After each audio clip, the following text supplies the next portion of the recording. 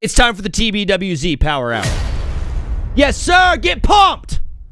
You are listening to Take Back with Zach, where we cover the hottest topics in the sporting world, including deep dives into the greatest teams to ever exist, the Lakers, Chargers, and the Anaheim Angels, as well as all the other news from around the world of sports. This show is available everywhere that you get your podcast. The video is available on YouTube. This is the first hour of a 4-hour live show on Twitch and YouTube. So if you like this, you're going to love the whole show. Maybe. Tune in on Monday and Wednesday from 2 to 6 p.m. Pacific time. And then Fridays, we do a little special early start from 1 to 5 p.m. On today's show, we are going to be covering the Lakers getting wrecked by OKC. I mean, it's the hottest topic right now in sports. Like I said, this was supposed to be game of the year type thing. This was supposed to be a close game. I was already ready to say, like, hey, even if the Lakers lost by like 3 or 4 points, I'm fine with it. Losing by 43 is a totally different animal and a totally different thing that I have to reconcile with as a fan of that team, as a member of the grounds, the hallowed grounds in which they laid their foundations in Southern California. I get a lot of people calling into the show. Oh, I'm from Arkansas. Oh, who do you like? The Knicks. What? I live in Indiana. Oh, who's your team? The Thunder. What? That's weird. Oh, I'm in Orlando. Oh, you must be a Magic fan. No, I like Golden State. Brother, I live here. This is my city. This is my team. This is my squad. This isn't something new. I remember going to Fuddruckers as a kid after church. If you know what Fuddruckers is, shout out to you, and I'm not cussing. I remember going to Fuddruckers at church after church in Lake Forest, catching a Laker game after, watching Kobe Bryant and Andrew Bynum lay work on the Portland Trailblazers. And I'm like, hey, this is my team. Watching Pau Gasol, D. Fish. What do you know about Sasha Vujacic?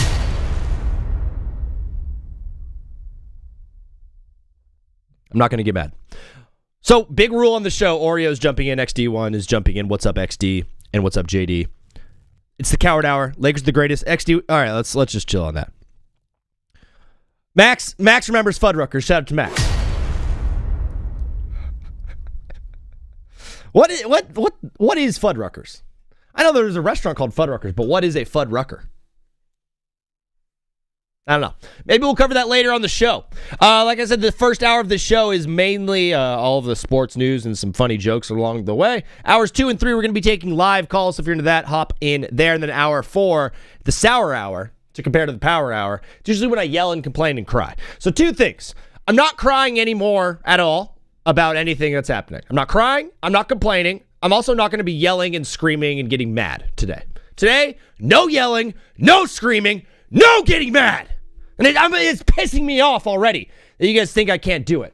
Because I can't see you. You can see me. But I know that right now, you're like, oh yeah, nice try not getting mad if the Lakers lose by 43. Once I talk about it and I'm done talking about it, we are done talking about it. There is no like, oh, I'm going to call in late in the show and like remind Zach about the loss. That's not happening. Okay, in the 4th hour of the show, we're not like calling into the show and being like, hey, remember the Lakers lost last night? We're not doing that. I'm also not getting upset about it. We're going to be talking about the Lakers game last night. We're going to be talking about Luka Doncic getting injured. Yeah. Well, I'm not getting mad. I'm not going to get upset about anything. I'm also not going to be like, woe is me, life is over, we're all done with this. The Lakers season is all gone because Luka got hurt. If anything, if there was a time to get hurt, maybe it's right now. Maybe it's the worst time to get hurt, but maybe it is the best time to get hurt. We are on injury watch all day because I've not been there's not been a confirmation post the MRI that happened today on exactly a timetable for Luka Doncic. So once we get that news, I'm gonna cry. I'm not gonna cry. Like I said, I'm no crying today, no complaining, and no yelling and screaming, and no getting mad. Steph Curry's coming back. Wow. Oh, cool. Sorry, that was mean. That is pretty cool. I want to see my Shea quote, but I don't want to be a... What? Huh, JD? You guys are already being jerks to me right now. Rest in peace, my granny. She got hit by a bazooka. We're going to be talking about the Luka Doncic injury. We're also going to be talking about NBA title chances. Now that I'm like, hey, the Lakers played like they did last night, brother. Blah, blah, blah. You know, before the game last night, you know what? Screw it. There's 3 teams that can win the finals.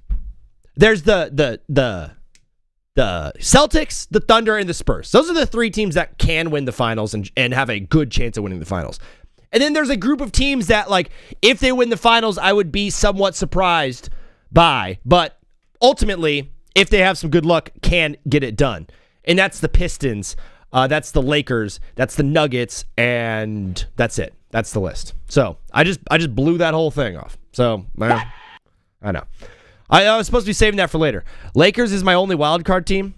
I don't want to cuss, so I censored the word. Nice. Good job, JD. Proud of you. Happy for you. Happy Good Friday. There are some updates coming from the NFL world, including where Ty Simpson might be going. A quarterback by the name of Kirk Cousins getting signed to a 5-year deal. Huh? Worth like $178 million. Oops. To presumably start for the Raiders. Hey, preview here. If I'm picking someone at 1-1, not in the first round, not 10th overall, not 5th. If I'm picking someone number 1 overall with the entire draft ahead of me, looking at every single available piece, and I pick a dude that's not going to start for me week 1, hey, I'm going to let you know right now, that guy's not the dude.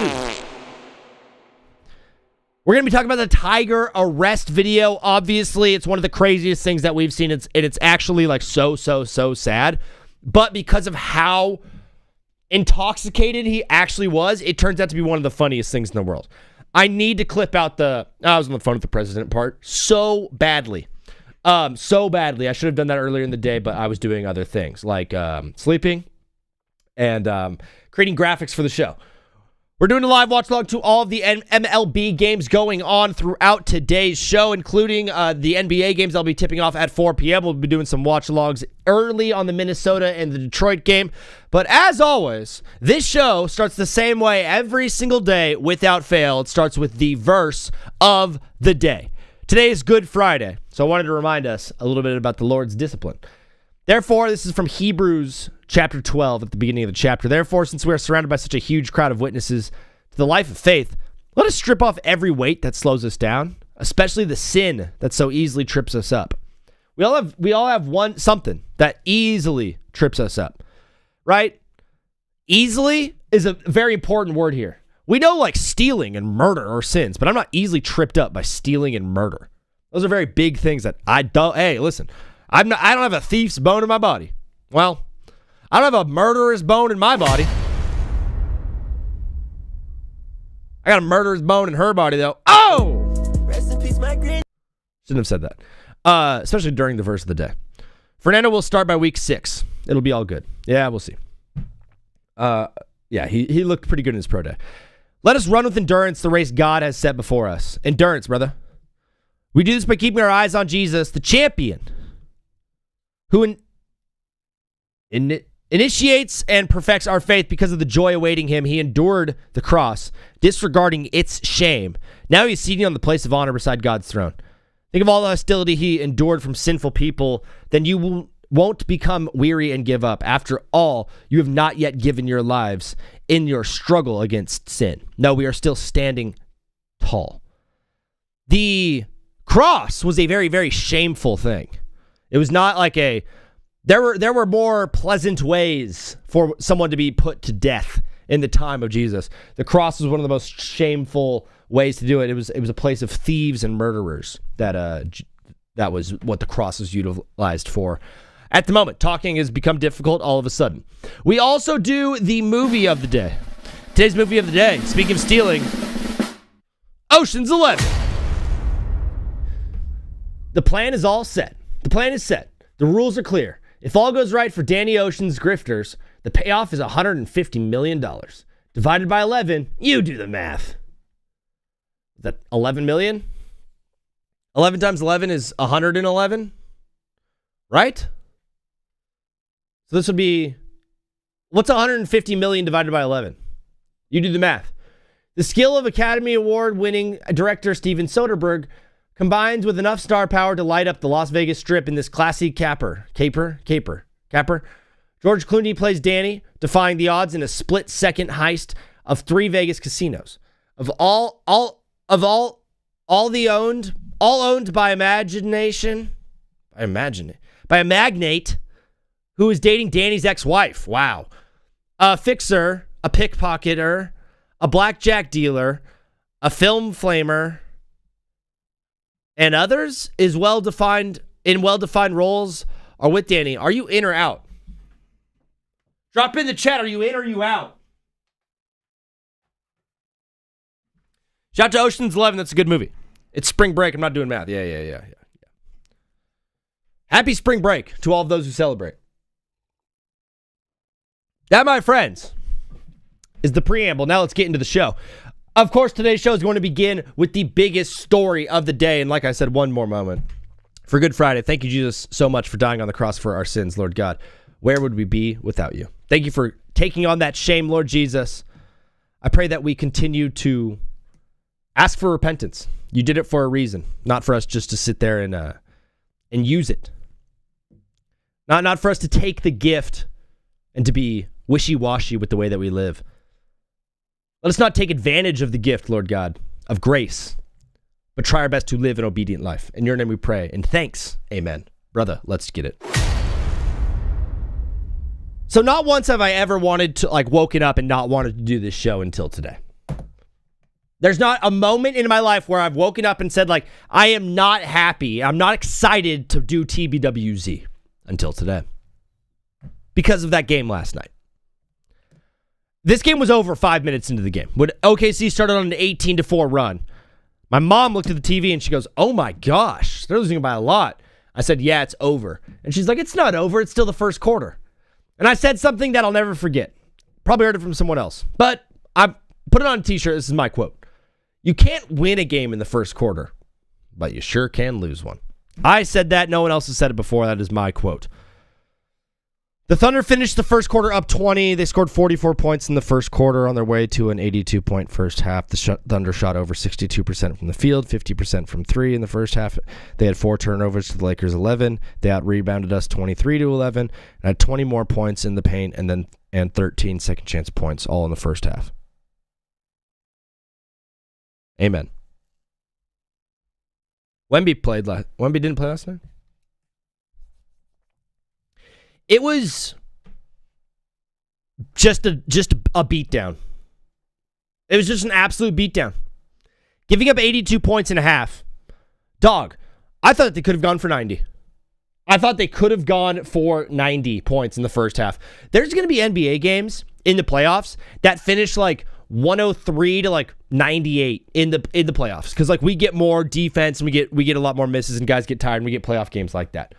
Dog. The Thunder had 82 points in the first half. They destroyed the Lakers. It was really, really quite obvious on the screen what the Thunder were trying to do. I'm going to drop some ball knowledge on you. What they were doing was blitzing the ball handler. So clearly and obviously.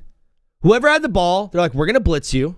We're going to make you so uncomfortable. We're going to force a turnover.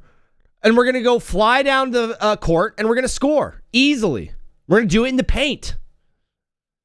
They were relentless on Luka and on Austin Reeves. Forcing turnovers left and right. Every time Austin touched the ball in the first half, they just attacked him. He had 4 turnovers. Luka had a total of 5 turnovers. All 4 of Austin's came in the first half. Luka had actually 6 on paper, but one of them was the turnover when he got hurt, so I'm not counting that. The whole game plan was attack the Lakers ball handlers and see how they handle it. And they didn't handle it well. I was trying so hard, my absolute hardest, to spin this as how can I possibly think JJ Redick might have something up his sleeve, right? Maybe he didn't want to show him anything. And that might be true. Maybe they were not running normal sets that they usually run, or they're saving things. As if this is the team that we're going to meet in the playoffs. Why don't we save some of our cards so we don't deal our whole hand right away? So when the playoffs come around, the Thunder might be whoa, we didn't see this at all in the regular season. And that may be something that JJ wanted to do. JD, you're just in my head. Zombie. Maybe that's true. But just getting blitzed like that and turning over the ball, that's not game plan on the Lakers. That's not gamesmanship on the Lakers' part. That is just purely getting destroyed by a Thunder team that was playing with all the juice in the world. When I saw the Thunder fans on their feet at tip-off, I knew the game was probably over. I knew it was over. It's like, oh, they're on their feet at tip-off? This game's done. They have nothing better to do in Oklahoma City than to cheer and stand on their feet for the Thunder. Sorry to everybody from Oklahoma City. Sorry to everybody from Oklahoma. I'm being a jerk right now. I'm being a jerk. I think it's just a bad matchup for Luka because Luka likes to play slow and OKC plays fast. Maybe. It's actually pretty wise. OKC had a plan to out-physical LA and force points off of turnovers, and it worked. The cherry on top is they didn't miss a shot. That's the part that's not going to happen every single game. The whole, hey, we didn't miss a shot thing. Dude, being up and neutralizing the Lakers offensively because of what your defensive game plan was, dog, absolutely.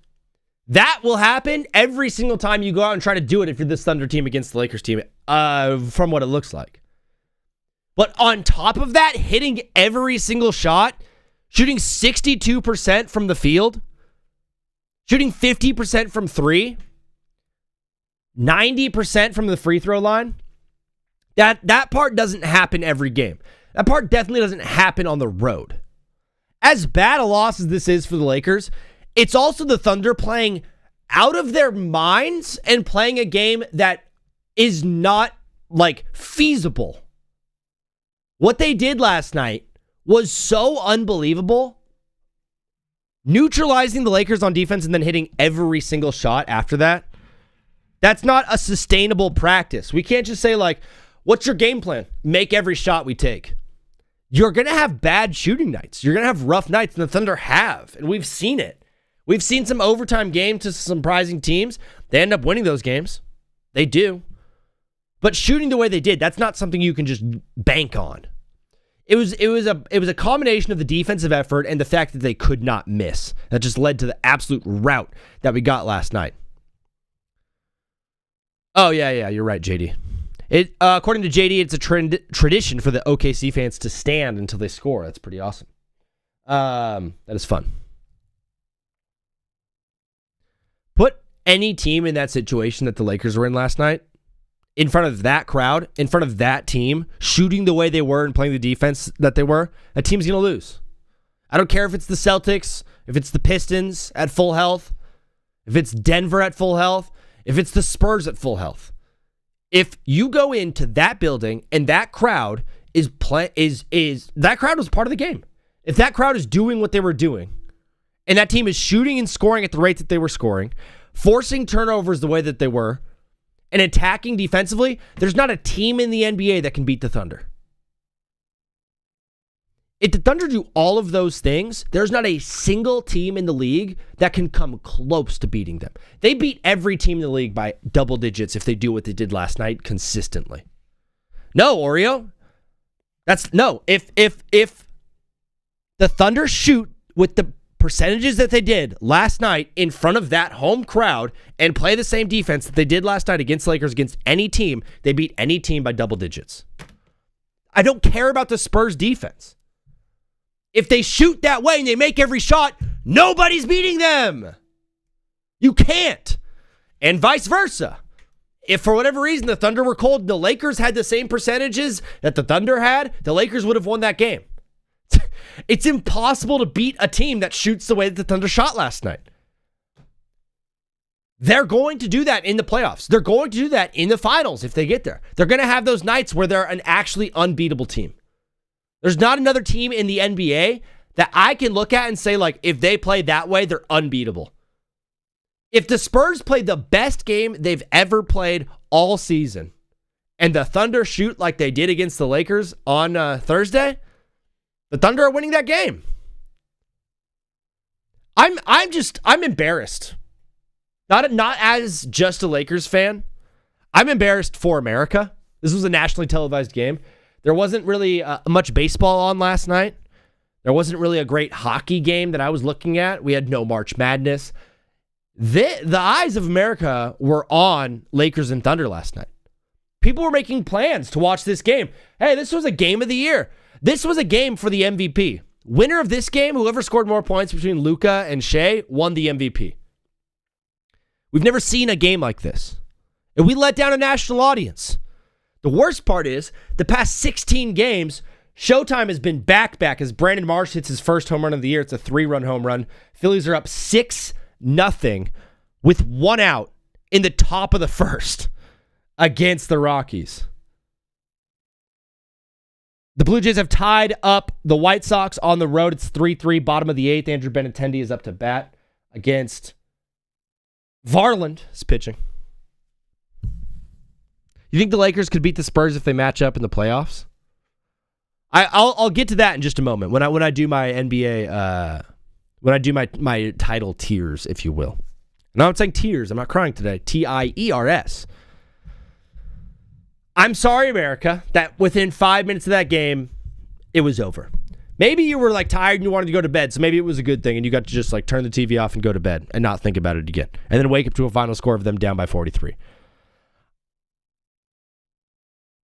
I texted someone last night, like, get ready for this 30-point comeback. Oh, jeez. It's so embarrassing. I've been pretty vulnerable on this show with you guys. I've kind of told you a lot about my troubles and trials and tribulations, the things I want, the things I'm looking for, the women I'm in love with. I've been pretty vulnerable with you guys. But probably the most embarrassing thing that I've ever told you is that I texted someone last night at halftime. 30-point comeback incoming. I didn't say, hey, I think that maybe the Lakers can come back. Hey, don't count us out just yet. I didn't say something coy or something sly. I didn't birth a beautiful soliloquy that would lead one to believe that, maybe they do have a chance in this game. I said 30-point comeback incoming, like an absolute loser. That team made me look stupid. I've been on here 2 weeks in a row now, talking about how I think the Lakers can compete, how I think the Lakers are a final team, how I think they can get out of the West.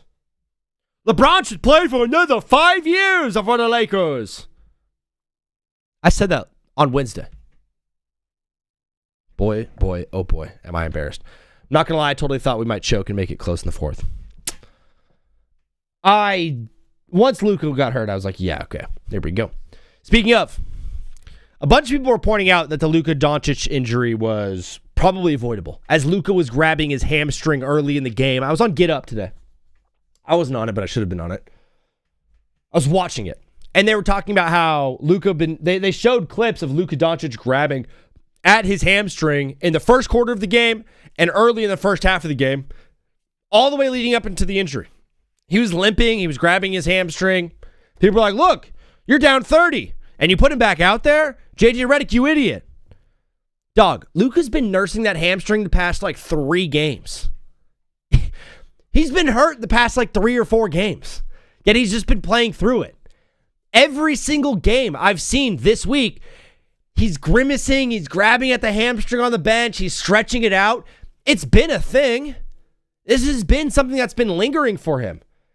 He was just 1 game under the 65-game mark, which don't even get me started on all of that and all the uproar about it. All these people are like, the 65-game mark sucks because now Cade Cunningham and Anthony Edwards and presumably Luka Doncic won't qualify for first team, even though those guys are first team. You wanted this. All those people complaining about the 65-game rule are the same people that were complaining about load management. Which one is it, brother? Let me know. Put it in write it down on a piece of lined college ruled paper, because I know you have trouble reading. So you're going to go college ruled. Go wide ruled. Write down all your complaints, put in a letter, mail it to Santa Claus. Because, brother, you're wishing. You are wishing you had something. You don't have crap there.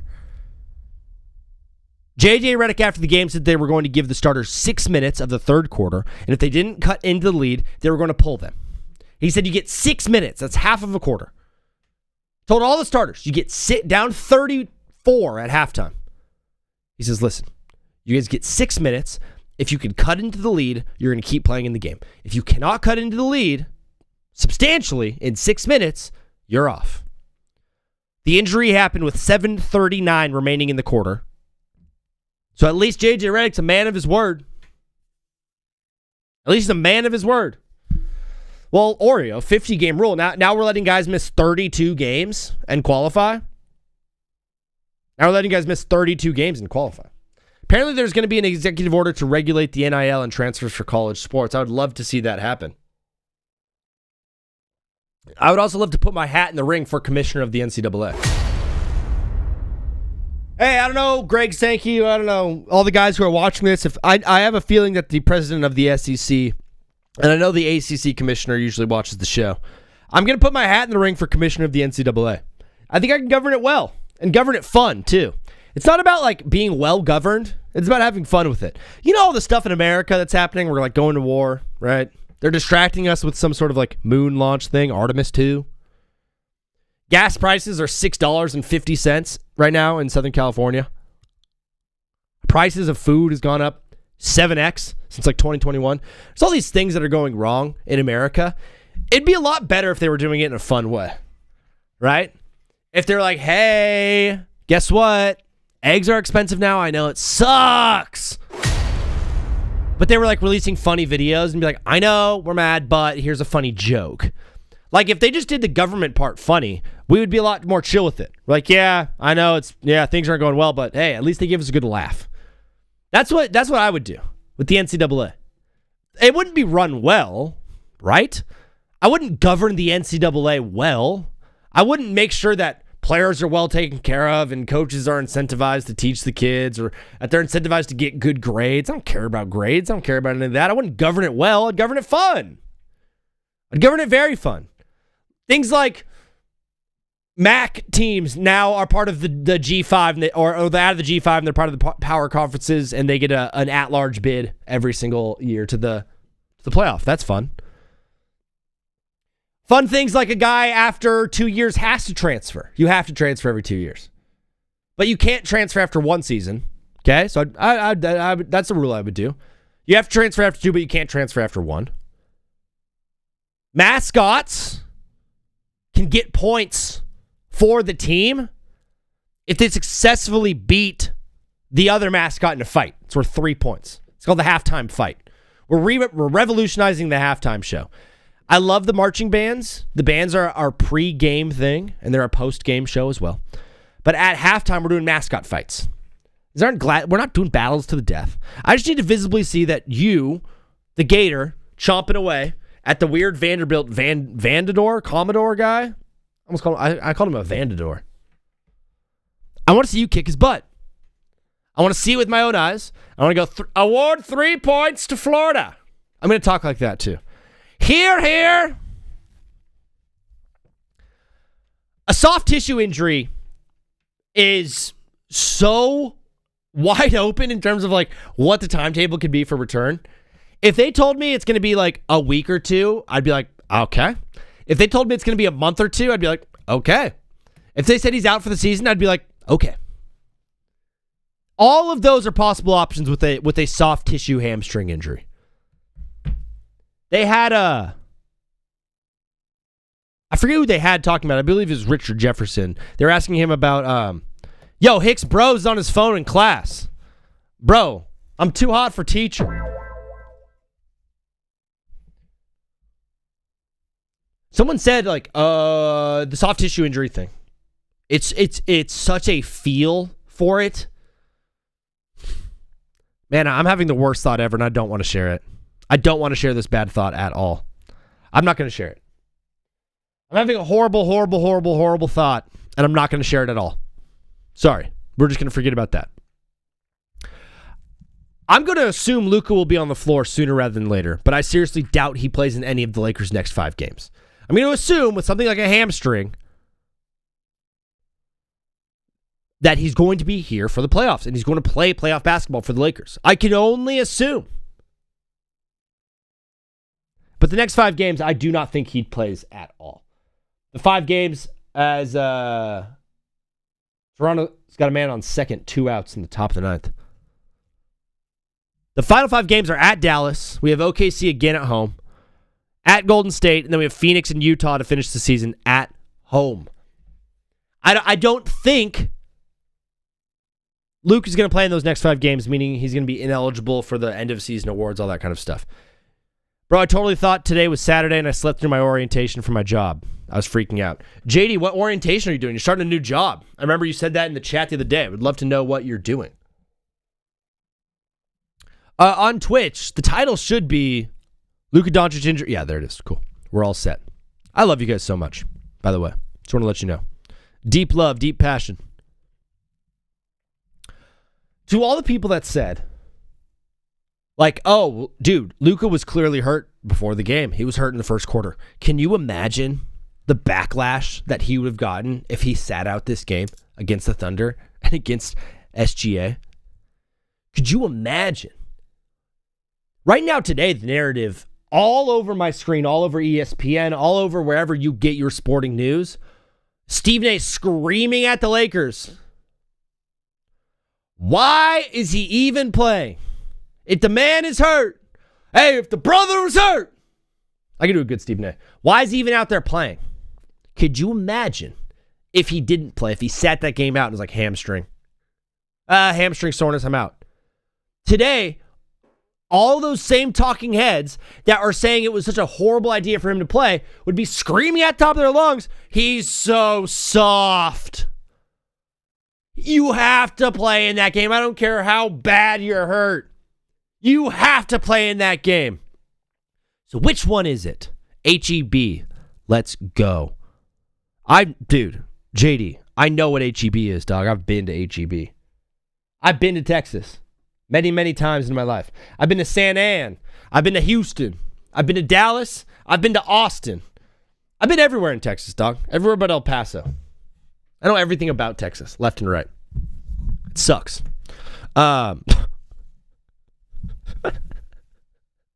It's so mean because people are just like, I didn't choose where I lived. That's the craziest part about life, dude. Your spawn point. You don't choose your spawn point, right? You see some kids that are born in crazy situations with all the gold in the world. And you're just like, that's a pretty good spawn point. Then you have other kids that are born in trailers. You have kids that are born into situations and immediately like dropped off at a fire station before they could even suck their thumb. Dude, your spawn point affects the rest of your life and you have no control over it. So why do we get so upset about life? Why do we get so worked up? Why do we worry so much? So much of your life and your trajectory is predicated on where you were born, when you were born, and who you were born to and the situation. All of that is outside of your control. Yeah, we're sitting here and like worrying about how I'm going to put food on all this stuff. Like, dude, you're here. You're here, brother. That's a miracle in and of itself. It is crazy, though, that like the rest of your life is so determined by your spawn point. And you have some kids that were like born into a billionaire's home, hands right away, and just had all the money and all the things that they could have wanted. And that looks pretty good to someone who wasn't. Some people were born in Texas and are like, Texas rules. Some people were born in Indianapolis and they're like, this stinks. It's crazy though. You didn't choose that part. I'm not saying anything profound, I don't think. The hardest part is overcoming your spawn point. Now that's the hard part. And not letting it be the thing that dictates your entire life. Like when I look at the show Succession, all the siblings in that show, all the sons and daughter of Logan Roy, their whole life, their whole psyche, their whole mental outlook is predicated on their spawn point, on where they were born. Everything they do is about their birthright. Your entire life, dude, that's giving so much energy and effort to something that was outside of your control. Can we start putting our eggs in baskets that we have control over? Instead of sitting here and being like, woe is me, I was born to a poor family in a horrible place. Can we be like, okay, that happened, move on. And like, be something beyond what has been given us outside of our control. That is the word of encouragement today. In a day of unencouragement. Because as I look at my Lakers in the NBA title, a team that I proclaimed could win the finals, you know what? Darn it, I'm not going to say it. The Lakers could absolutely still win the finals. I still 100% believe in this team. Because what kind of fan would I be if I sat here today and proclaimed our season over when we have the greatest player of all time and the best scorer in the league on our team? How do we not have a shot? We have the best player to ever exist on our team and the best scorer in the league this season. Last night, they played the defending champs on the road, third game in 4 days, without a starting point guard and our best defensive player in Marcus Smart. Our best player was clearly hurt. Our second best player is 41 years old, and he looked tired. Look, last night sucked for the Lakers. Like, if Luka returns to 100% in the playoffs, though, and if LeBron is rested and healthy, and if AR is hitting shots and Marcus Smart is healthy and playing good defense, and JJ Redick is drawing up plays, I will give us a shot against any team in the playoffs because every team is one injury away from being completely neutralized. We saw it last year.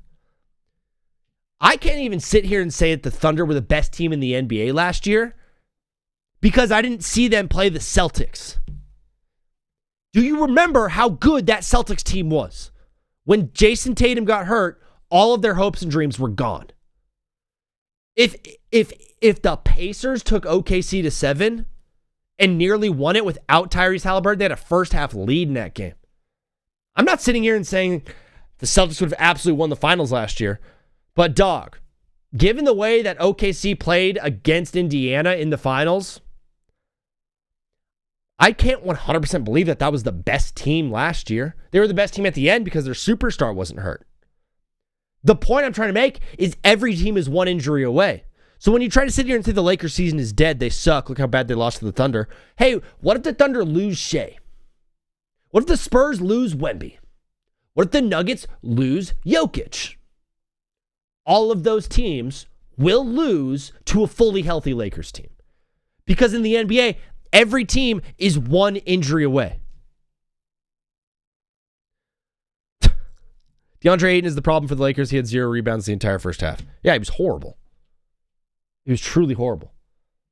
Couldn't move Chet Holmgren at all. Brother, I could blow Chet Holmgren over with like a party balloon. Or like one of those sparklers. I could easily spin this as a good thing for the Lakers. A 43-point loss. Lots of motivation, right? For the playoffs. Didn't show them anything. Now, if we play the Thunder in the playoffs, they're going to be like, this is going to be easy. We'll catch them by surprise. I could do all that. Sign me up. The Lakers loss to the Thunder was actually a good thing. Imagine that.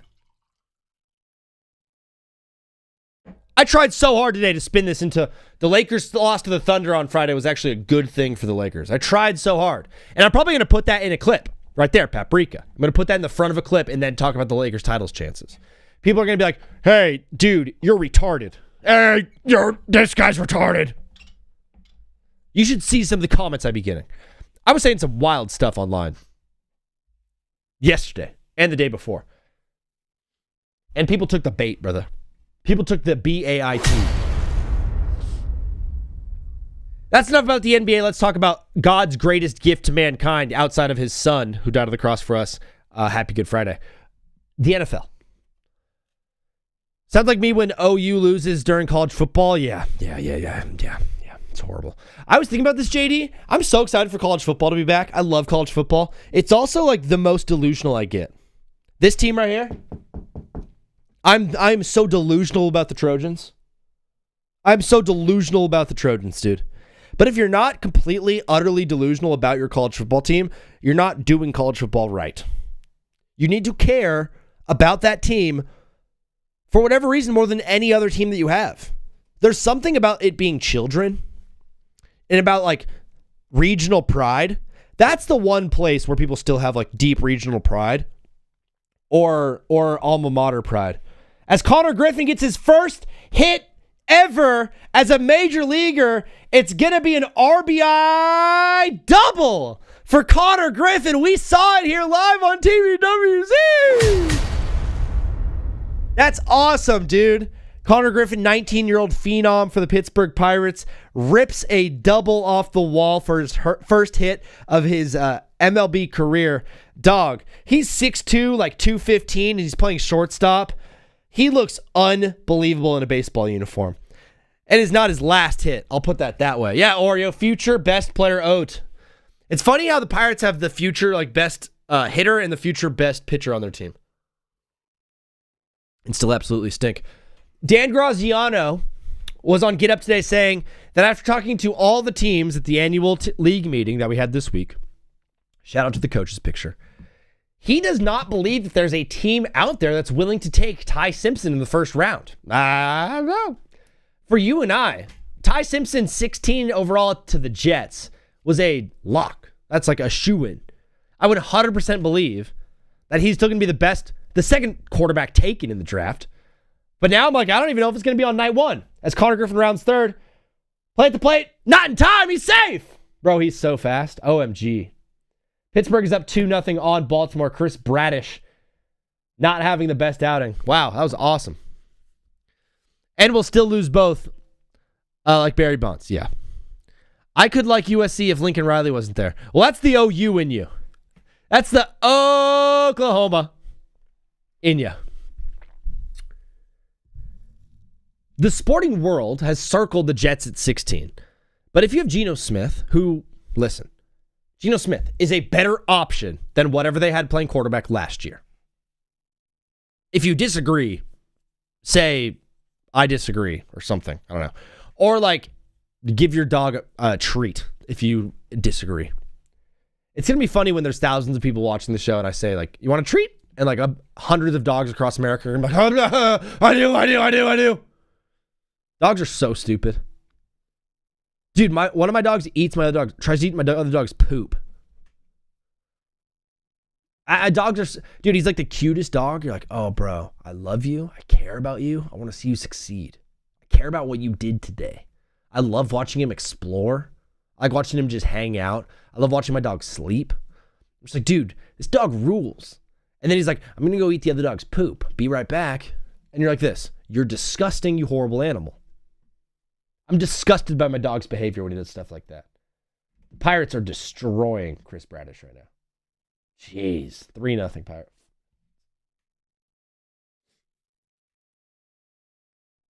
Cubbies and Guardians are playing. I got Rangers and Reds on. Matt McClain should be due up next for the Reds and then Ellie De La Cruz. My dog eats their own poop and then vomits. My dog loves to just stare out the window. Paprika. Dogs just be staring out the window, dude. My dog does the same thing every day. He wakes up, gets some breakfast. Then he goes, lays back down. Then he waits for someone else to wake up. Then he goes for a walk. Then he comes back and he pants and he lays down. He does nothing.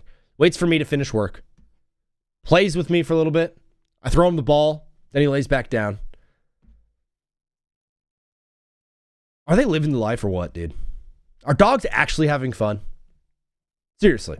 I do know for a fact some dogs are out there are not having a good time. That little dog that you have cooped up in your apartment all day is not having fun. That dog that gets walked 4 times a week and is in 1,000 square foot, 1 bedroom, or a 400 square foot studio. And every other day that you have to go into the office, it's going to daycare. It probably has more fun at daycare than it has in your house. JD, you're like, dogs have the best lives. What part of that looks fun? What part of what a dog does looks fun? The only fun part is like not having to work. Not having to go to school. That's the only part that looks fun for a dog. Everyone said that Ty Simpson's going to be going 16 to the Jets. who have Geno Smith now, who's a better option than last year, and there's 7 quarterbacks in next year's draft worth taking in the top 10. So why would you spend that spot at 16 on Ty Simpson this year when you know that you already have a plan at quarterback for this season, and next year there's 7 dudes better than Ty Simpson coming out of the draft? Why on earth would you spend a pick at 16 to get him? There's also talk about Pittsburgh getting him at pick 21. And can I just say, I'm done with Pittsburgh. I miss the Steelers. The Steelers used to be a team that, like, even though I had my team, my allegiance to the Chargers, I still in my heart was like, but I kind of like the Steelers. You know what I mean? They're football. Same with the Ravens. Everyone kind of likes the Ravens because those are football teams. You can't hate the Steelers entirely. But after inviting Aaron Rodgers into your life, you've just become a big old drama team that everyone wants to talk about now. All last year, we're like, Mike Tomlin, he's 500. Let's talk about it. That's not what I want to talk about. I don't want to talk about Aaron Rodgers potentially playing for the Jets. Or Aaron Rodgers potentially playing this season for the Steelers. Or I don't want to talk about Will Howard. I don't want to talk about the Steelers drafting Ty Simpson. You know what I want to talk about is the steel curtain, dude. I miss James Harrison. I wanted them to go out and get Fred Warner and David Lloyd and put together the greatest defense we've ever seen. Right now, your defense is old and it's slow. And I don't care who you put at quarterback. You're not the Steelers anymore. The Pittsburgh Steelers used to mean something, dude. It used to mean football. It used to mean blood. Like, dude, the Pittsburgh Steelers growing up were the definition of a football team. Hard-hitting, disgusting defense that never lets up. And at quarterback, just put some big horse that's hard to tackle that can get the ball downfield. Give me a beast O-line and like a receiver and a tight end that can get the ball out of the hands of the quarterback. I can just catch a ball every once in a while on a nice slant or a 5-yard in. And then go out there and demoralize offense. Go out there and demoralize the offense that you're playing against because your defense is just that good. That's what I want in Pittsburgh. That's football. That's what I grew up watching.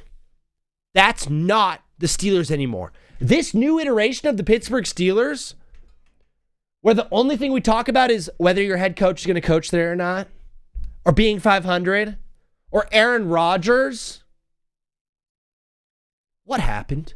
How did you get so soft so fast?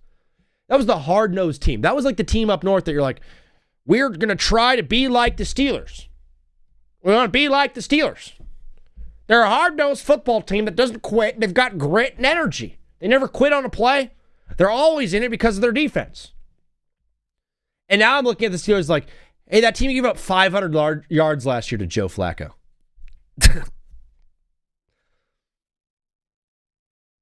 I could not care less about who the quarterback is in Pittsburgh because that's not what should matter in Pittsburgh. You went out and you won Super Bowls with an actual redwood tree. Convicted rapist Ben Roethlisberger behind center. But you didn't do it because of him. You did it because of your defense. You did it because of who you were. Because the logo on the side of your hat. Helmet. Crap!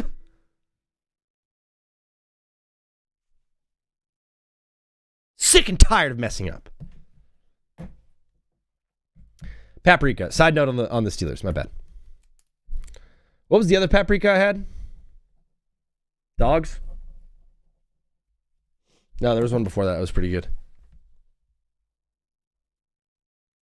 It seems like most people think that that Aaron Rodgers should go back to Pittsburgh this year. They should draft Ty Simpson at 21, and they can train him. Dude, Troy Polamalu left. Troy Polamalu left. Oreo, that's what it is. What's up, a concept guy? Chase Claypool's TikToks and Juju Smith-Schuster happened, and that team turned gay. Dude, the Pittsburgh Steelers used to be so sick, bro. They used to be tough. They used to be hard-nosed. And now I'm like, dude, that's a bunch of drama queens. They have Jalen Ramsey over there. Get me out of that locker room as soon as possible.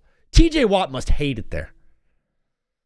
But it seems like everyone wants them to have Aaron come back, draft Ty Simpson, and then have Aaron Rodgers do what he did to Jordan Love and what Brett Favre did to him, and train up that dude to become a great quarterback. That obviously worked well for those guys that I mentioned.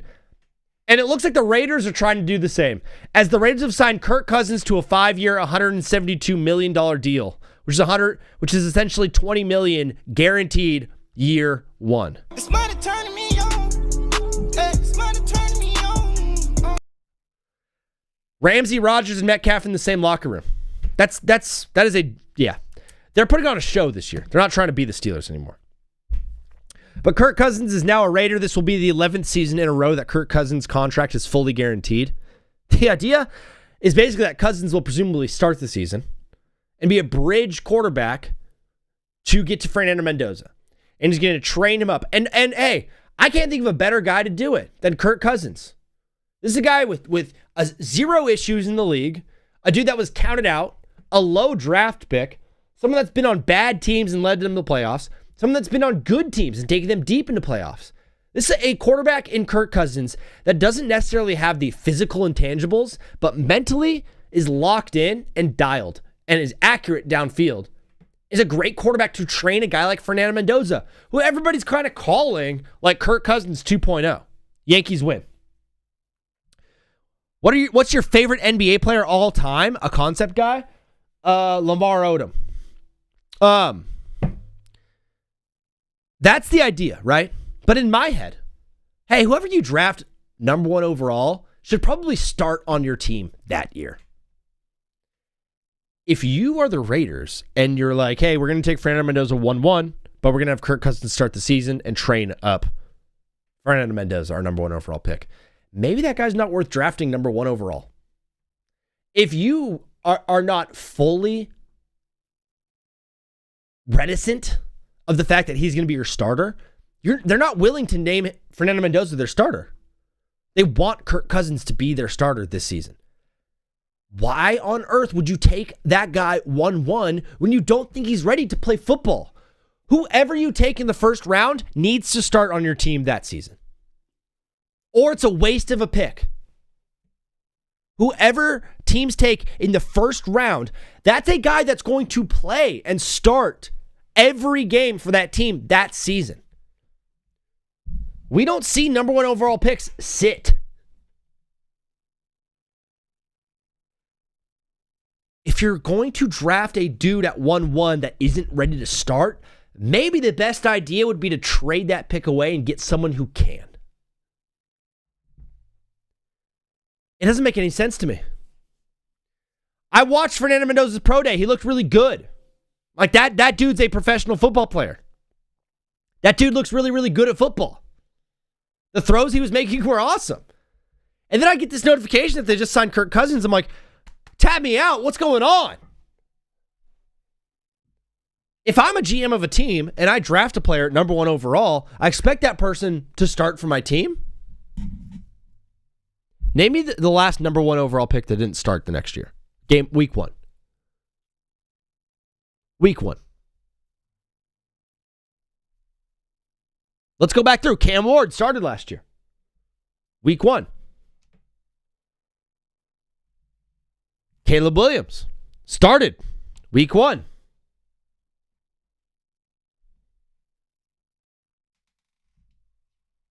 Now I don't remember.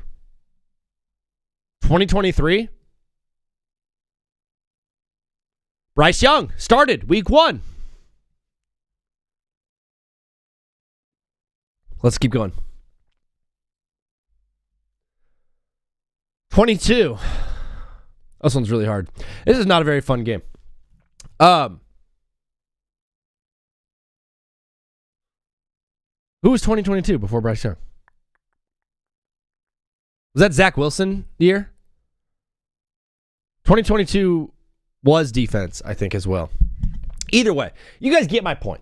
If I'm drafting at number 1 overall, he better start for my team. By bringing in Kirk Cousins, I'm like, maybe they don't think he's actually the guy. If that's the case, then trade away the first round pick. Trade away the first overall pick. Do it. Get 2 firsts next year from the Jets and let them take Fernando Mendoza. They'll do it. They will absolutely do that. Two things I did not cover today on the Power Hour that we're going to be getting to later in the show. Shedeur versus Watson versus Gabriel. Who's going to be starting for the Browns? I have no idea, but boy, oh boy, is it going to be fun.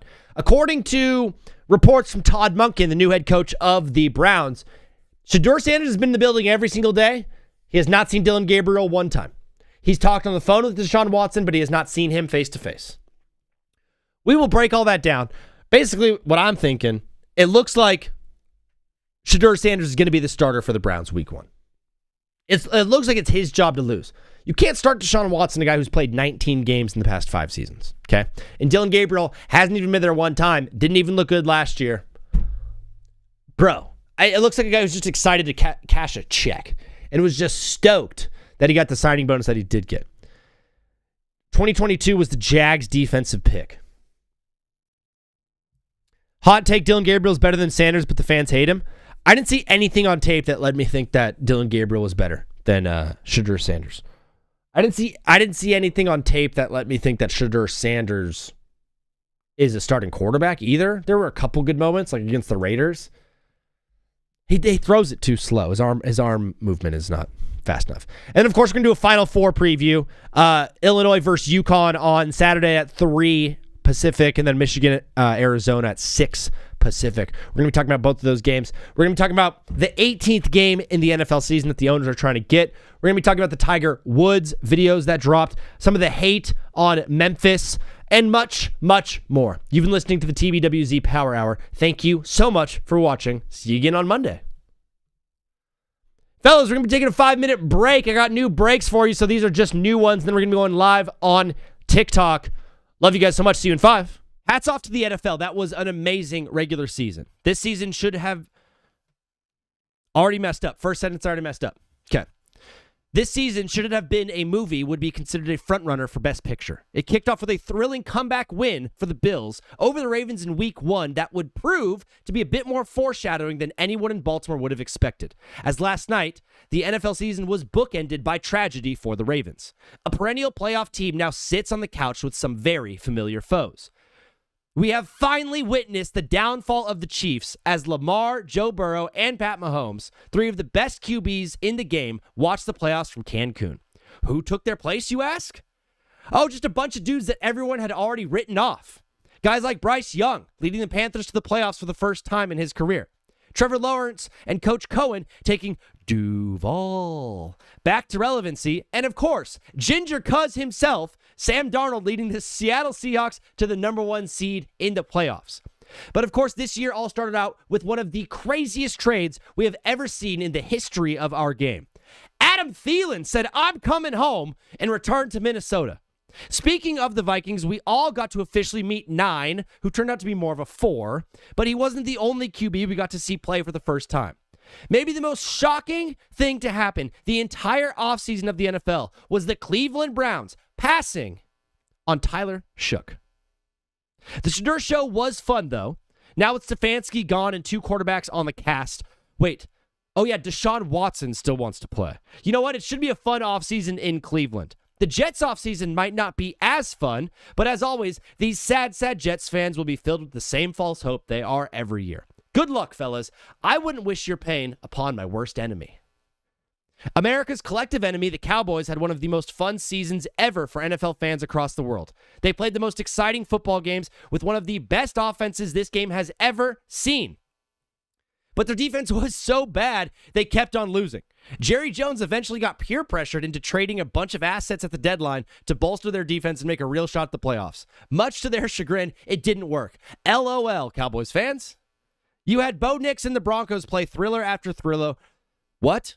You had Bo Nix and the Broncos play thriller after thriller. You had Bo Nix and the Broncos play thriller after thriller, narrowly escaping the Giants and Eagles and eventually earning the #1 seed in the AFC. Broncos country, let's ride. In one of the greatest examples of the duality of man, you had the Indianapolis Colts looking like one of the best teams in the entire league early on and finishing the season with a 44-year-old Phillip Rivers taking snaps. I love you, Phil. Thank you, Phil. The Lions and Commanders both missed the playoffs after having 2 incredible seasons the year before, proving that a team's window is open just as long as that season lasts. Speaking of windows, Caleb Williams, Ben Johnson, and all of Chicago are jumping through theirs, hoping this year is the year the city of Chicago will remember forever. It will be tough, though, in the NFC to get through the teams like the Niners, Rams, and Packers, who have all been there plenty of times and had amazing seasons themselves. Oh, yeah, also the Eagles. But are the Eagles even good? The question we've asked all year. We've gotten to see the two big J's, Josh Allen and Justin Herbert, play Superman week after week, proving to be the sole reason their teams are any sort of relevant. Surely one of them would win MVP, right? Nope. That belongs to a guy named Drake May. Congratulations to New England. The Patriots are back. Do you remember when you guys lost to the Raiders week 1? The same Raiders that fired their coach along with the Browns, Cardinals, Titans, Giants, and Falcons. Lots of openings in the NFL this year, but the biggest head coaching move of all was Lane Kiffin leaving behind a national championship contender to potentially compete for a national championship with another team next year. I love college football. This year we saw that Baker got screwed, Russ got booed, Aaron Rodgers can still sling it, Tua seems to be the reason, Cam Scatterbo and Jackson Dart both have CTE, George Pickens is a freak, DK punched a fan, Cam Ward might be the man, Kyler Murray needs a new job, Lamar Jackson got robbed, Joe Burrow hates Cincinnati, Detroit without Ben turned out pretty crappy. Can't let success get to your head. If you get sad, remember, the Chiefs are dead. Thank you, NFL, for one of the greatest seasons ever. Sincerely, the fans you have treated better than ever. Thank you, NFL. Love football. Absolutely, Vini loves football. There it is, guys. That is the 2025 regular season NFL essay. Oops, sorry. I was sitting on my phone. Sorry. We are here. We're back. We're live. We're now live on TikTok.com. It is a website owned by China. Shout out to China. Love you guys so much.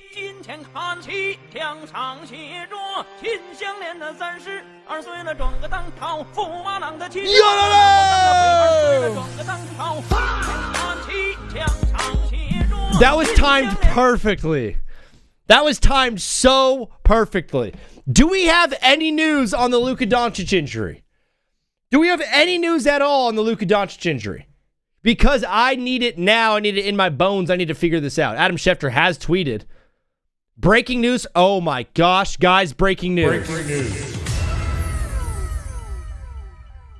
The Chiefs wide receiver Rashee Rice has not engaged in conduct that violates the personal conduct policy, and the investigation into accusations from his former girlfriend are now closed. There will be no discipline at this time for Rashee Rice. What a G, what a gangster. Shout out to him. Yo, we should play Madden Hour 4. Dog, brother, that might be on the docket for today.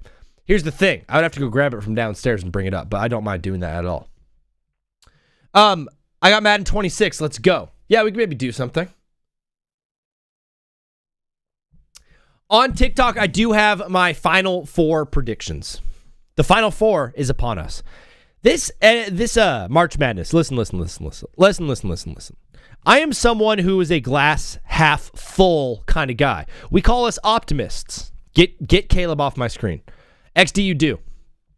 Yeah, if TikTok sucks really bad, we're just gonna do that. I'm gonna take a break and grab my Xbox and move it up here, and you guys can battle with me. And XD and Oreo, we could play some Madden, and JD and anybody else who wants to jump in. March Madness this year. I'm an optimist. I'm a guy who believes that, whatever the product that we get, I'm going to be a fan of it. I'm going to cheer it on. I'm going to watch, right? Especially with sports. When someone's like, hey, dude, that game sucked. I'm like, yeah, okay, that happens. I'm still going to watch the game, though. I'm not going to just be like, man, it was horrible, and then be like, complain about it. I'm usually one who's a little bit more level-headed. But March Madness was not very good. What is up, brother? You are live on TBWZ Widescreen Radio. What's your name and where are you calling from? You said what, Mud? What's up, dog? What is your name and where are you calling from? I'm calling from Murray, Kentucky. My name Jay. Jay from Kentucky. Bro, what part of Kentucky? I've been to Louisville before and Lexington. I'm in Callaway. Oh, dog, I don't even know where that is. But, brother, welcome to the show. This is your first time calling in. I don't know if I've recognized the name, but you are calling in the show. What do you want to talk about today? Yeah. I ain't gonna lie, bro. I got Arizona winning it all. You got Arizona winning the whole thing, and they got to get through Michigan first. Exactly. But they going to beat them. Do you have any sort of X's and O's stuff for us, or is this just the your gut feeling? No, so I don't watch what Arizona and Arkansas did, and then I don't watch Tennessee and whatever it is, Michigan. Yeah. I just ain't see it in what Arizona had in Michigan. Dude, Arizona's such a good team. My one worry is they get a lot of their scoring from inside the paint, and Michigan is pretty big. So if they can somehow neutralize the bigs that Michigan has and the depth that they have, Arizona will absolutely win. Who's the guy on Arizona though? Is it Koa Pete? Is he the guy we turn to? Braden Burries, bro. It's that nigga Braden. I'm telling you right now, he dropping a 30 bomb.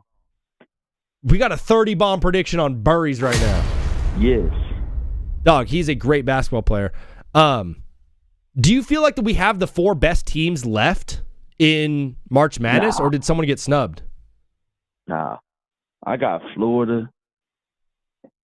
Really, UConn. Yeah, we got probably 3 of my 4. UConn's in there. Yeah, I know.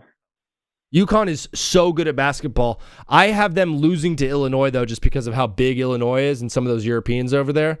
Who do you got in that game? Who I got? What? Who do you got in the UConn-Illinois game, Jay? I got UConn.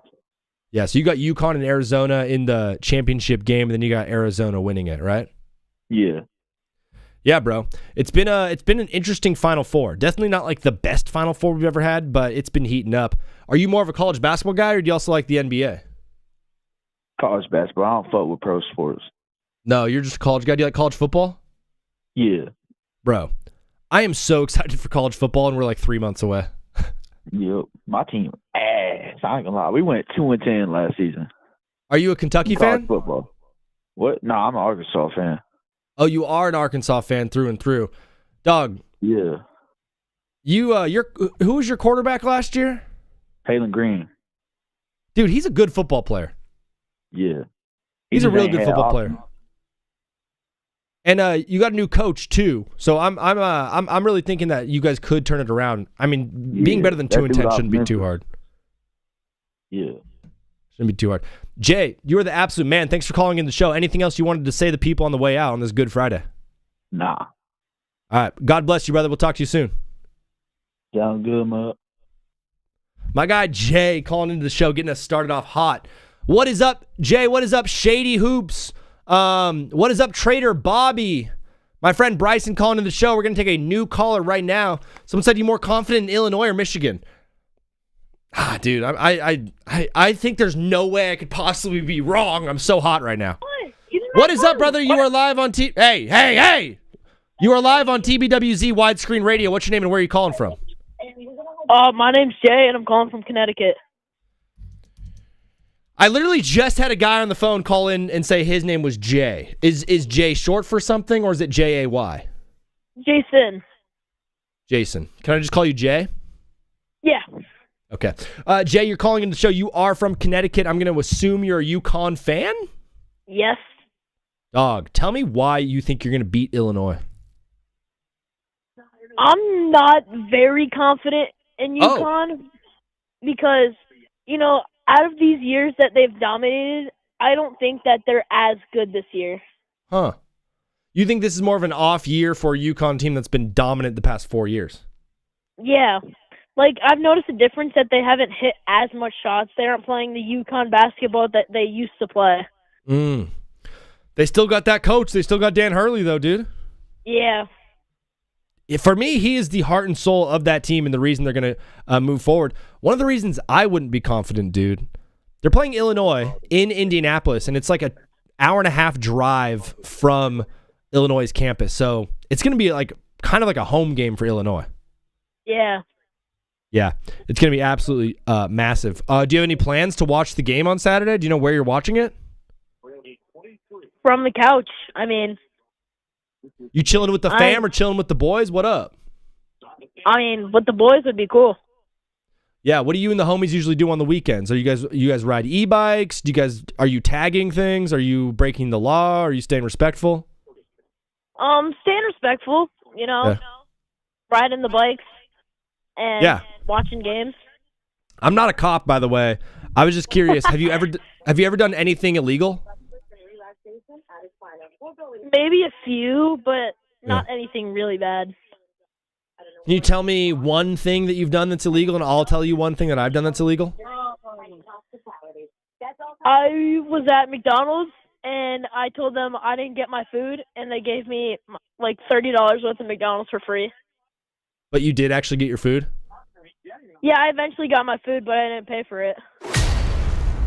I don't know. That's pretty good, dude. That's pretty good one. One time I broke into a construction site with my buddies at school, and we threw a bunch of bricks around in the building and broke a bunch of windows. Oh. Yeah. That's what I did. You got any plans this weekend outside watching ball? Are you going to Easter Sunday service? Oh, yeah, probably. And I also got a baseball game tomorrow. Oh, what position do you play? I'm a first baseman and a pitcher. Nice, dude. What's the fastball running up these days? Are you throwing in the 60s? I think I've hit mid-60s. 65 is a great place to be. What are you, 13? 12. 12? That's a great place to be at 12, brother. Jay, you are the absolute man from Connecticut. I'm live Monday, Wednesday, Friday. Please, dog. You can call into the show whenever you want. Just hit that follow button, and you'll be able to see when I get live. Anything else you wanted to say to the people on the way out, Jay? Follow this dude. He's amazing. And that's all I got. You're the man, Jay. We'll talk to you soon. God bless, brother. You too. Jay hit the follow, too. Unbelievable. I'm taking UConn ML again.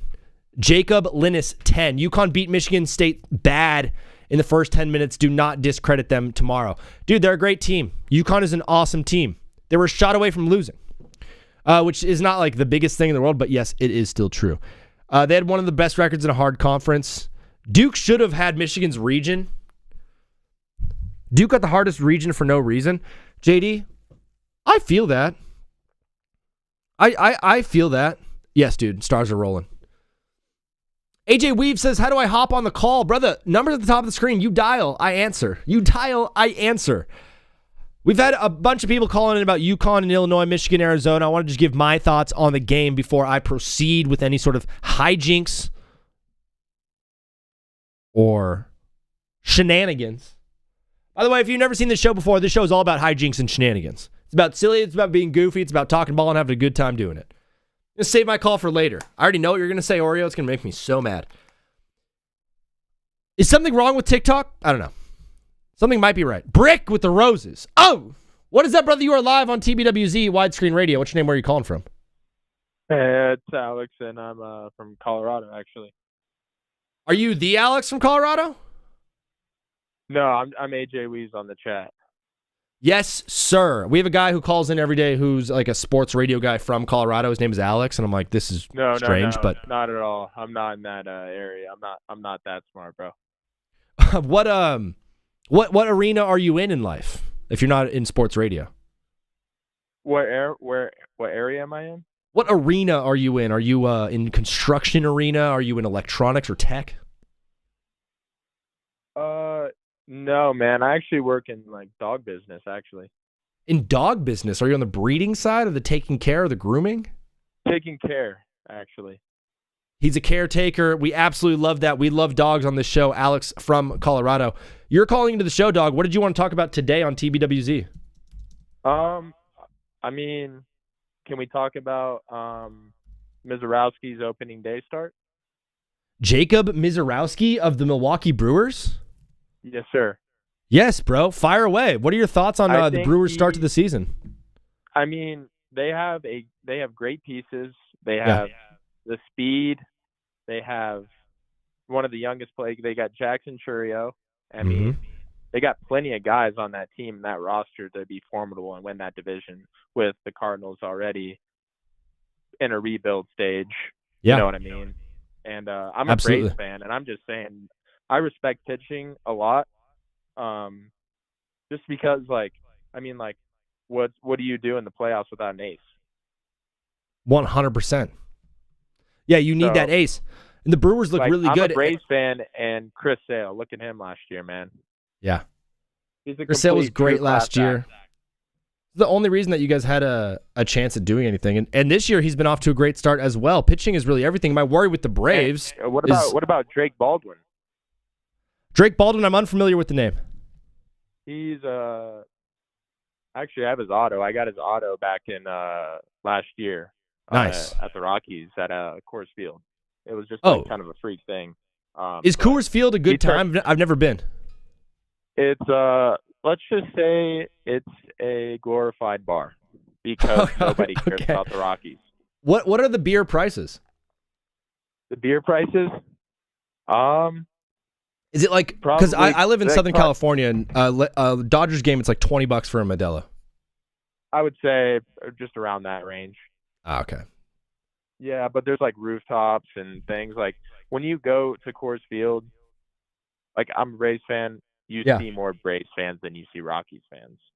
Absolutely. I assume it's more of like a destination place. That's piss poor, you know what I mean? Mm-hmm.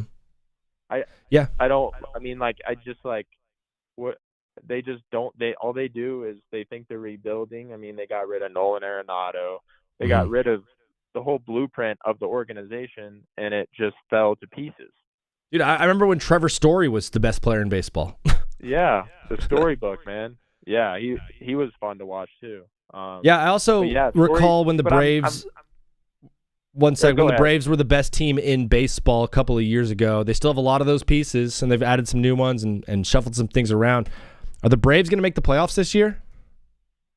I would say, as a true fan, I'd say probably wild card. But after last year, you'd be stoked on that. I think they have the talent and the pieces around, and the farm looking pretty decent, but it hasn't in the past. I do think there's a shot that we win that division. I mean, the Phillies, can't count them out. No. I mean, you can't count out the Phillies. You can't count out the Mets. The Mets. But I mean, the Mets are always shaky. You know what I mean? That the management, it's always a crapshoot. Especially late in the season when it matters most. I feel like that's when the Mets like to fall apart. Exactly, and then the pitching falls apart, and then injuries and obliques and things like that. Things that eat at like when you want to take 2 out of 3 games. Mm-hmm. I feel like to hop on the Braves for just a little bit. Spencer Strider was this guy that I was looking at as like potentially the next great ace in baseball, and after a couple of surgeries, he's lost a lot of velo. Yeah. Do we think Spencer's ever going to get back to that like ace level that he was at? I don't think the velocity is ever going to be like it was his rookie year. But then again, there's always long relief in play. He could be a long relief pitcher, especially with guys throwing this hard nowadays. You can always play the factor of he can start turning in and throwing junk. You know what I mean? Like sliders, sinkers, splitters. He can become that guy. I mean, there's plenty of those guys out there. I mean, can he get to the ace level? I hope so, but as a fan, I like to be optimistic. But it's hard to tell when pitchers, like Steven Strasburg, when he was the big talk of town. But then that was crazy. His elbow would always be something wrong, or it did. But he also helped win them a World Series in 2019. The Strasburg one is so hard for me because I'm like, he didn't live up to maybe the expectation, but he also won them a World Series and was really good that year. So I don't know where Nationals fans are at with Steven Strasburg, but it's definitely a weird one. I think they still think of him highly. I think they think of him more highly than Bryce Harper. Absolutely. They probably think of Howie Kendrick higher than both those guys, though. Alex from Colorado, this was an unbelievable call. On your way out, one question for you before you leave. Final Four. I got a Final Four pick for you. That's what I was going to ask. Who do you have winning it all? It's been Zona all the way, right? It has been Zona pretty much the whole year. But, there's always that coaching aspect, like you were talking to that kid earlier, the UConn fan. That's Hurley. I mean, he's been in this Final Four situation before. Yeah. Will these Euro guys be able to shoot? I mean, sure, but they're coming off a game where they rolled and they hit that clutch shot. Sometimes teams roll in hot. You know what I mean? And Totally. this team can totally get it done. So I like UConn, Arizona in the championship, and I think I see a little slight edge with Arizona. Alex, great stuff. I love talking baseball. I'll be talking baseball all summer long. Thank you for watching the show. Please follow, and we'll talk to you soon. Okay, bro? Will do. Have a good one. You too. Peace. Have a good. My guy, happy Good Friday to you, Alex. Yoni is in here. Koa Pete. UConn didn't beat Duke. Duke beat Duke. Yoni, ball knowledge. You've got it. Michigan over. Oh, never mind. You were mean to me. So here I am just seeing your chats being like, oh, yeah, you're a good guy. And then I see the first thing you said was Michigan over Arizona and tells me you don't know ball. You're a jerk. You're a mean guy. Call in and apologize. Brick is liking the live up. Brick is dropping roses in the chat. We're doing a live watch along, by the way, if you were wondering what I'm watching. We're watching Cincinnati and Texas. Because why the heck not? Why the heck not? Yo, is this J.D. Walker? Yeah, it is. Yes, sir. Why you sound so sad, J.D. from Texas? No, we're just talking about March Madness, so, making me sad. JD obviously is a big Duke fan. I had a Yoni in here saying UConn did not beat Duke. Duke beat Duke. Do you agree with Yoni on that one? Thank you, AJ. I can agree. I do think that Caden Boozer shouldn't have thrown the ball there. Sure. But at the same time, that one play doesn't cause a 19-point choke. So. Also, how old is Caden Boozer? Caden Boozer is a freshman. I believe he's 18. Yeah. When you were 18 years old, did you make wise decisions? No. Yeah. I mean, I just turned 19, so. Well, yeah. oops. As a man who is 29, I'll let you know right now, being 18, you definitely don't make the smartest moves in the world. But that's why college basketball rules, dude, is because the guys mess up and they make mistakes and they miss big shots and they choke. That's why March Madness is great, dude. Yep. I knew that shot was in, too. As soon as it left his hand, I knew it was in. I feel like right when they stole the ball, I was like, oh, no. Oh, they might win. As soon as that ball got tipped, I was like, oh, the season's over. I was like, no. Dog, we obviously can talk about the Duke and UConn game all night long. We're kind of talking a bit about the Final Four that we have this Saturday, and then, of course, the big show is going to be on Monday. Brother, who you got in the Final Four? Do you want to go there? Do you want to do MLB, or do you want to do NBA? What up? I kind of do MLB, but I'll give my predictions on March Madness. Let's do predictions last. Talk to me about baseball. Yankees pitching is absolutely on fire right now. It's unbelievable, dude. The Yankees are off to now a 6-1 start on the season. Mm-hmm. And Cam Schlittler is absolutely insane. I picked him on when I did my TBWZ series preview. I picked Cam Schlittler as a dark horse, Cy Young type guy. And then we had Will Warren go today. He's now started 2 games in the regular season. He went 4.1 earned against the Giants. And then today, I think he went 6 and had 2 earned. Yeah. Even the 5th guy in the rotation is out here dealing. Yeah. Hopefully we can get Garrett Cole and Rodon back soon too. That's the craziest part is Garrett Cole and Rodon haven't even pitched yet. Is there any thought of you as a Yankees fan? You got what you got right now. Is there any point to maybe move on from one of those guys, Rodon or Cole? If we want to trade for Paul Skeens, then yes, because we all have this talk. We've had it talked all offseason. Yankees want Paul Skeens. Well, then we're going to have to trade one of our aces. I heard a report that they tried very, very hard to get Paul Skeens, and the Pirates would not even listen to an offer. Yeah, it's probably because Brian Cashman doesn't know what he's doing. Are you out on the whole run it back this year type thing? Because I thought it was a good move. It's good. It's a good team. I like the run it back. I do like the team chemistry, but at the same time, we're the New York Yankees. We didn't even try for Kyle Tucker, Pete Alonso, any of those guys. And that's the reason that people hate Yankees fans is because, JD, you say things like, we're the Yankees. And everyone's like, man, this guy sucks, dude. What? You're the Yankees. Well, get out of here with that. You guys rock. How else am I supposed to be? Yeah. Like, it's not our fault there's not a salary cap. It's true. I mean, I do the same thing with the Lakers. I'm like, yeah, but we're the Lakers. So I totally understand. Don't worry. It. I won't mention the Lakers. Don't worry. Yeah. JD, obviously a Thunder fan. We had some words earlier on the show. Dude, baseball's been hot right now. I'm in on this season. One of my favorite stories has actually been the Marlins. I know they lost today to the Yankees, but they had a 5-1 start over there in Miami. They're hot right now. They're hot right now. Baseball is awesome. Just rolling so well from the WBC into the season. People are stoked on it. The games are moving fast.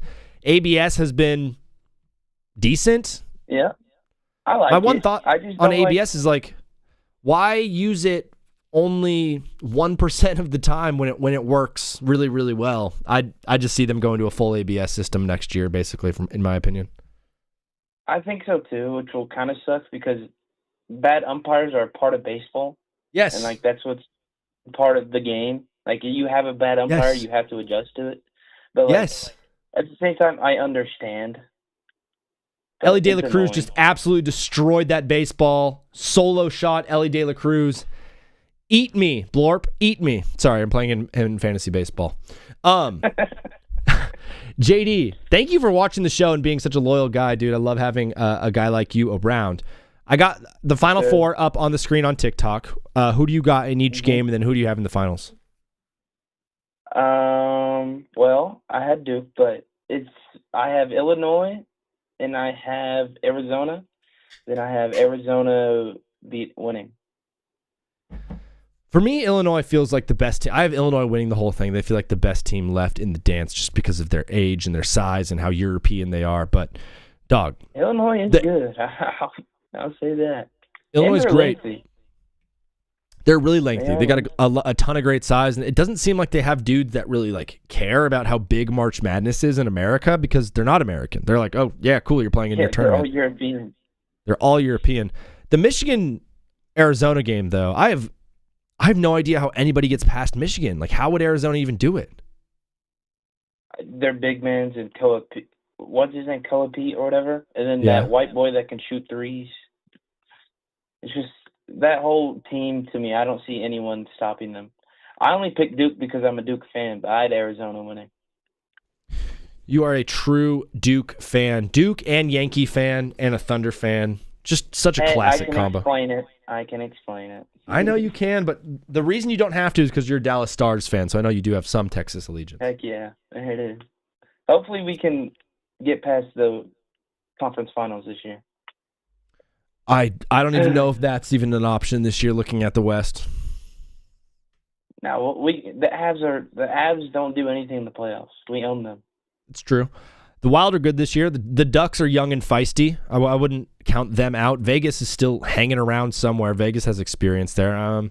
We need Jake Ottinger to absolutely stand on his head, and he hasn't been doing that much this year. He hasn't been doing that recently, but hopefully he can turn it around in the playoffs. Yeah. You and I will both find out. It's the best part about sports. We talk about it, and then we actually get to see about it. Brother, yes, sir. Any fun plans this weekend outside of orientation? I'm going up to Oklahoma for Easter and watching the Thunder versus Jazz after church, obviously. But you're going to the game? Yes, sir. Let's go. It's gonna be so awesome, dude. Take a picture for us and send it to me, and I'll put it in the Discord. Yes, sir. Dog, JD, thank you for calling to the show. We'll talk to you again soon. All right. All right. Talk to you. All right. Peace. My guy JD, Gavin Byrne said any reasoning for both the games. There is reasoning for the games, Gavin. We have 0 viewers on TikTok right now, though. So, if you wanted to hear it, you've already disappeared, but I'll give it to you right now. Hot and fresh off the presses, Eugenio Suarez takes a ball high. It's 3-2 Cincinnati. Top 6, 1 out, 2-2 count. Bases empty as Mackenzie Gore struggles a little bit early. That was very, very, very fun for UConn to beat Duke. They gave us the story of the dance so far, but the fun stops there. For me, Illinois is just a better basketball team. They have a bunch of dudes on their team that don't really know what's going on. They don't know the severity of March Madness. They're not American. They don't grow up like every year. They fill out a bracket and they're like, oh, cool, March Madness is here. They don't understand what's going on. They're just like, what? Yeah, we're just playing basketball. We are just playing basketball. That was the worst European accent I've ever done in my life, and anyone maybe has ever done. Because these European kids are absolutely crazy. Eugenio Suarez strikes out. Kind of a good thing for me. The Illinois campus is an hour and a half away from Indianapolis. There were reports today during open practice, Illinois flooded the building. The Illinois fans flooded the building. UConn and Illinois have played twice in the past 2 years. One of them was at the Garden in Boston, all UConn crowd. They played this year again at MSG, all UConn crowd. This is the first time that UConn will be playing Illinois without a home crowd behind them. And Illinois is going to have their fans are going to be loud. Bro, imagine Purdue made it to the Final Four. They're like 30 minutes away. They would have been nuts, dude. Purdue fans would have taken over Indianapolis. Could you imagine a worse thing? Dude, oh my gosh. I live in Los Angeles, and for the Rose Bowl, every single year, you see a bunch of fans that swarm in from whatever teams are playing in the Rose Bowl.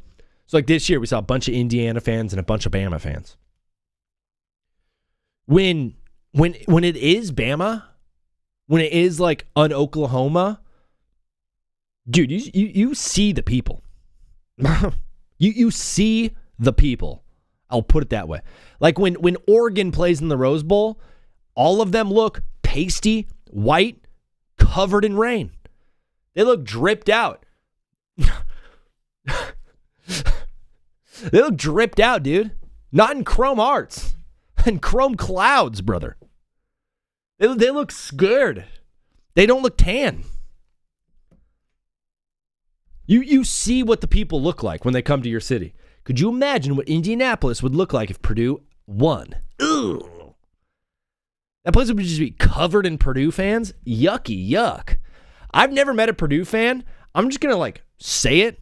I don't assume that you'd be hot. I don't associate Purdue fans and hot. I'm not like, dude, she goes to Purdue. If you're like, oh, I have a girlfriend, you're like, oh, really? Yeah, she's in college. Oh, where'd she go? She goes to Purdue. I'd be like, she's like a 6. She's not that hot. She goes to Purdue. Vice versa. If you're like, oh, I have a girlfriend, you're like, oh, cool, she's in college. Where does she go? She goes to Miami. Whoa, she's probably really hot. She goes to USC, probably really hot. She goes to Harvard, probably Indian.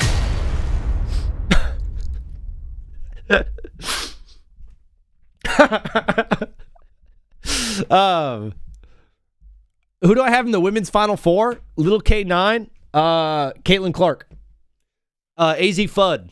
I don't know. If AZ Fudd and Paige Beckers, would you watch? All right. Bro, Oklahoma, that's what I'm saying. When Oklahoma plays, I'm like, okay, what up, shawty? Jake Berger hits a ball in the gap. That's going to be a double to lead off the inning. Runners on second, nobody out in the bottom of the 6th in Texas. UConn beat Illinois earlier this season, like I said, at MSG, the day after Thanksgiving, 74-61, and pretty much just whooped Illinois the entire game. Illinois didn't really have a lead the entire game. Wagler and Stojakovic had 3 points each, combined for 6 points in that game. But those two specifically have completely changed their games this season, and I guarantee you Stojakovic and Wagler will not be held to 6 combined points this time around against UConn. This was also when Illinois was not playing very good defense at all.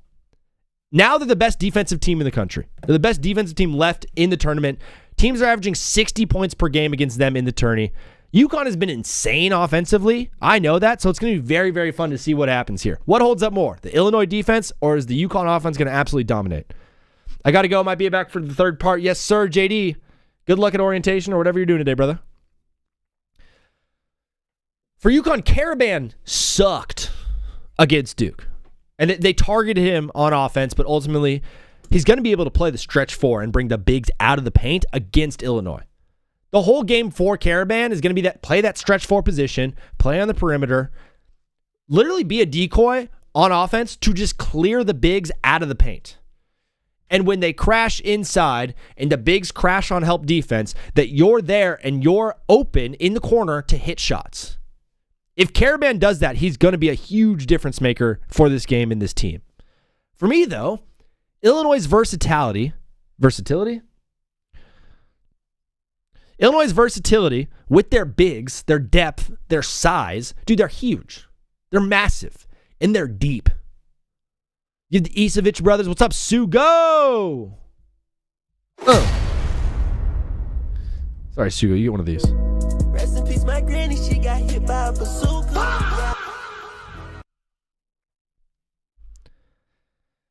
They're going to have their hands full. The bigs in Illinois, those big Europeans are going to have their hands absolutely full, especially with Terrace Reed, who's probably having the best tournament so far. He's averaging 21.8 points per game in the tournament. He's got like 7 boards a game as well. He's been unbelievable. Terrace Reed and Caravan are going to have to step up big against these bigs, because those are the two dudes for UConn. Illinois has like 4 guys they're going to be rotating in, because I think Illinois usually plays 10. UConn plays 8, I believe. Top of my head. I worry down the stretch for UConn because of how good Illinois' depth is and just how big and physical they actually are. This Illinois team, they're just too big and too deep to really be messed with in the backcourt. I think they have their way inside, continue their track of playing incredible defense, and ultimately win, fueled by the bigs and the home crowd behind them. The home crowd in a Final Four game is so big. It's huge. The only thing bigger than the bigs is the home crowd, brother. Shout out to me. Is it horribly conceited when I say shout out to me? I don't care. I don't even care if it is. I'm gonna do what I want. I'm gonna have ice cream for breakfast. Remember being a kid and you're like, paprika. Remember being a kid and you're like, I'm gonna have candy whenever I want. I'm gonna have ice cream for breakfast. And then you actually become an adult and you do some of those things and you get fat right away. Dude, it takes me a month, 2 months to lose like 10 pounds. It takes me a day to gain it. I could put on 10 pounds in a day so fast. Dude, if I wanted to put on 10 pounds in a day, it would not be hard. Losing 10 pounds takes 2 months. Hey, that's not how it should work. That's not how it should work at all. It's frustrating, too, that you need to eat to survive. And this is why I feel so bad for food addicts. FA. People are like, hey, you go to AA. Some people go to FA. It's a real thing. And if you struggle with food addiction or overeating or eating disorders, I feel for you. I have mad empathy for you. If you need to find help, do it, brother. I encourage you. I had to find help one day in my life when I was addicted to alcohol, and it helped out. The worst part about it is you need food to survive. Yet food is the thing that is like your vice and the thing that's like making you hate yourself and making you fat and disgusting. And you're like, I have to eat this stuff though. I needed to survive. I have a strange relationship with food. Food's my favorite thing in the world. I love food. It makes me feel good. It also makes me feel sad. I have a more advanced palate than you too. So I just like food more than you guys. Trust me, I know what my palate is like and the exuberance behind my palate and how incredible and awesome it is. And I know what yours is like probably. And I'm just going to let you know I probably have a better palate than you. What is up, brother? You are live on TBWZ. I know who you are, but please let the people know your name and where you're calling from. Bryson, calling from Memphis, Tennessee. Bryson, my guy from Tennessee. I actually was hoping that you would call into the show today because Memphis is kind of going viral in NBA circles. Have you seen some of the hate that's being talked on Memphis? Yeah.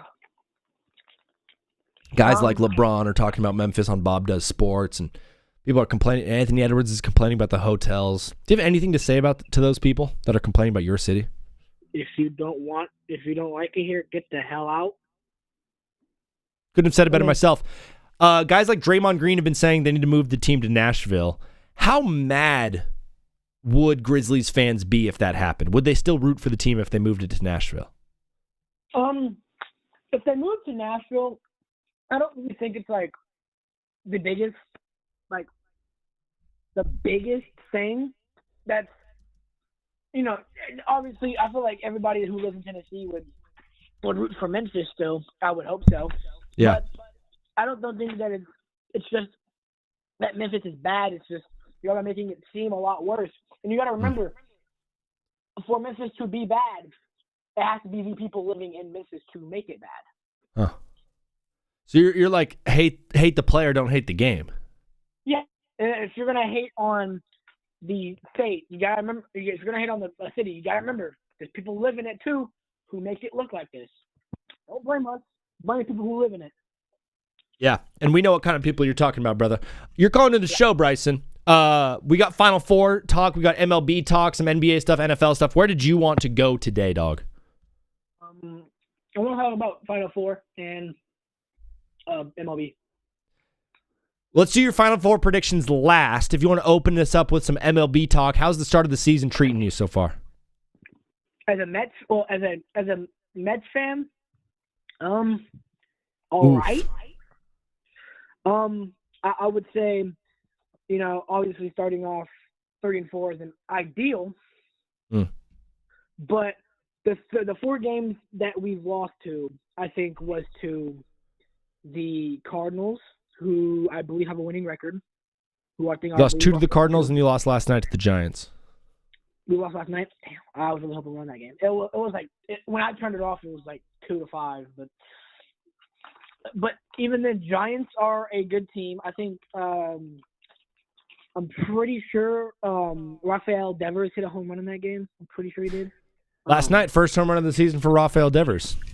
Yeah, and obviously Matt Chapman, I think he got an RBI. It was a bad defensive look for the Mets. But what I will say is Mark Vientos, I forgot how to say his last name. Mark Vientos, he hit a home run last night, and he didn't look too terrible. I just feel like our pitchers can use a little bit of work. David Peterson, he gave up, I think, 9 hits, 5 errors. Okay. And I think Sean Mania, I think he gave up like 5 hits and maybe 2 errors. The pitching in New York has not been great, and the bats have been kind of quiet. I feel like the Mets always start this way, though, and then heat up later in June. It's really going to come down to that final stretch, but you're kind of stoked on Nolan McLean coming out and playing some good baseball to start the season. We got to stick to the Braves falling, the Marlins, and the Phillies falling. I'm not worried about the Braves falling. I'm more worried about the Marlins started 5-2. Yeah. Yeah, they're looking pretty good, but the Yankees look absolutely filthy. They look like the team in New York. Bryson, you are from Tennessee. That is basketball country. We got the Final Four this Saturday. Can you give me your predictions? UConn, Arizona. You got UConn, so you got the opposite of me. Yeah. I love it, brother. Are you just riding the hot hand of UConn? If they didn't hit that shot, if they just won by like 5 or 6, like in a normal way, would you still be taking UConn?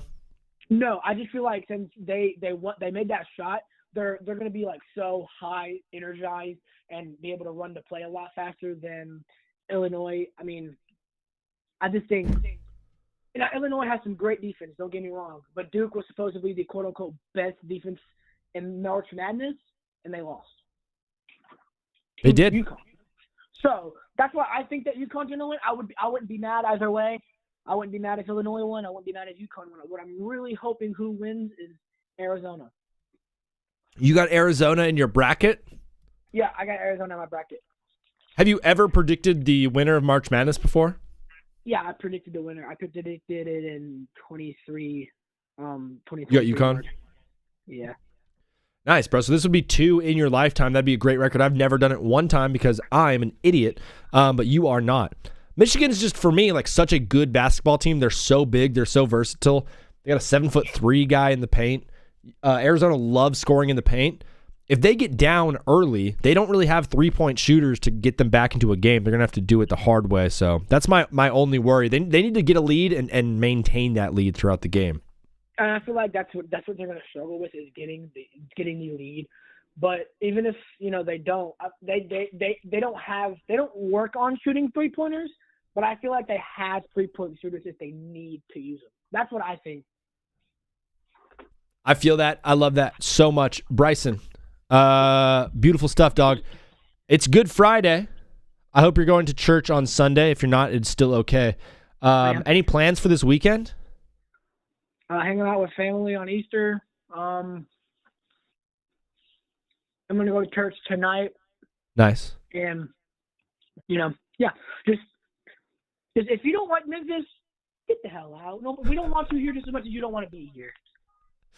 I got to throw that in the clip when I do my Memphis take later in the show, if that's cool with you. Yeah, that's cool. Bryson, you're the absolute man. Thanks for following the show. Thanks for calling in every day. We'll talk to you soon, okay? Yep. All right, peace. Peace. Oreo the Cat is in here in Twitch. If you guys want to watch the show on Twitch and YouTube, it's at Take Back with Zach.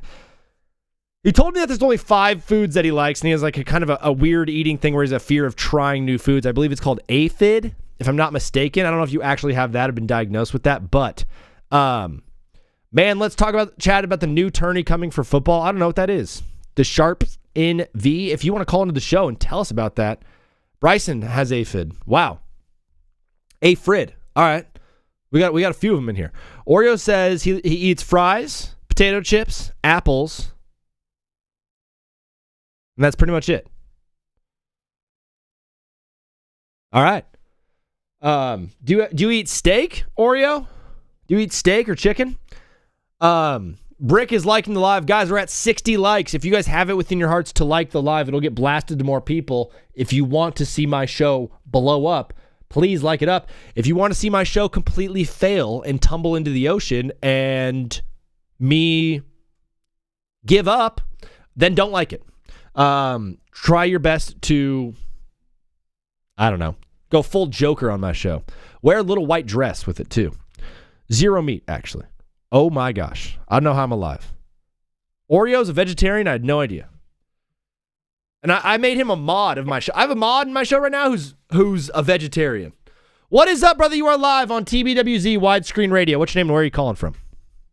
I'm calling from Houston, and I just had a big brain fart right there, but I'm calling from Houston, and all right. my Leo. What can we call you? Do you want to be Rocket Man? Sure. All right, Rocket Man. Calling in live. Rocket Man!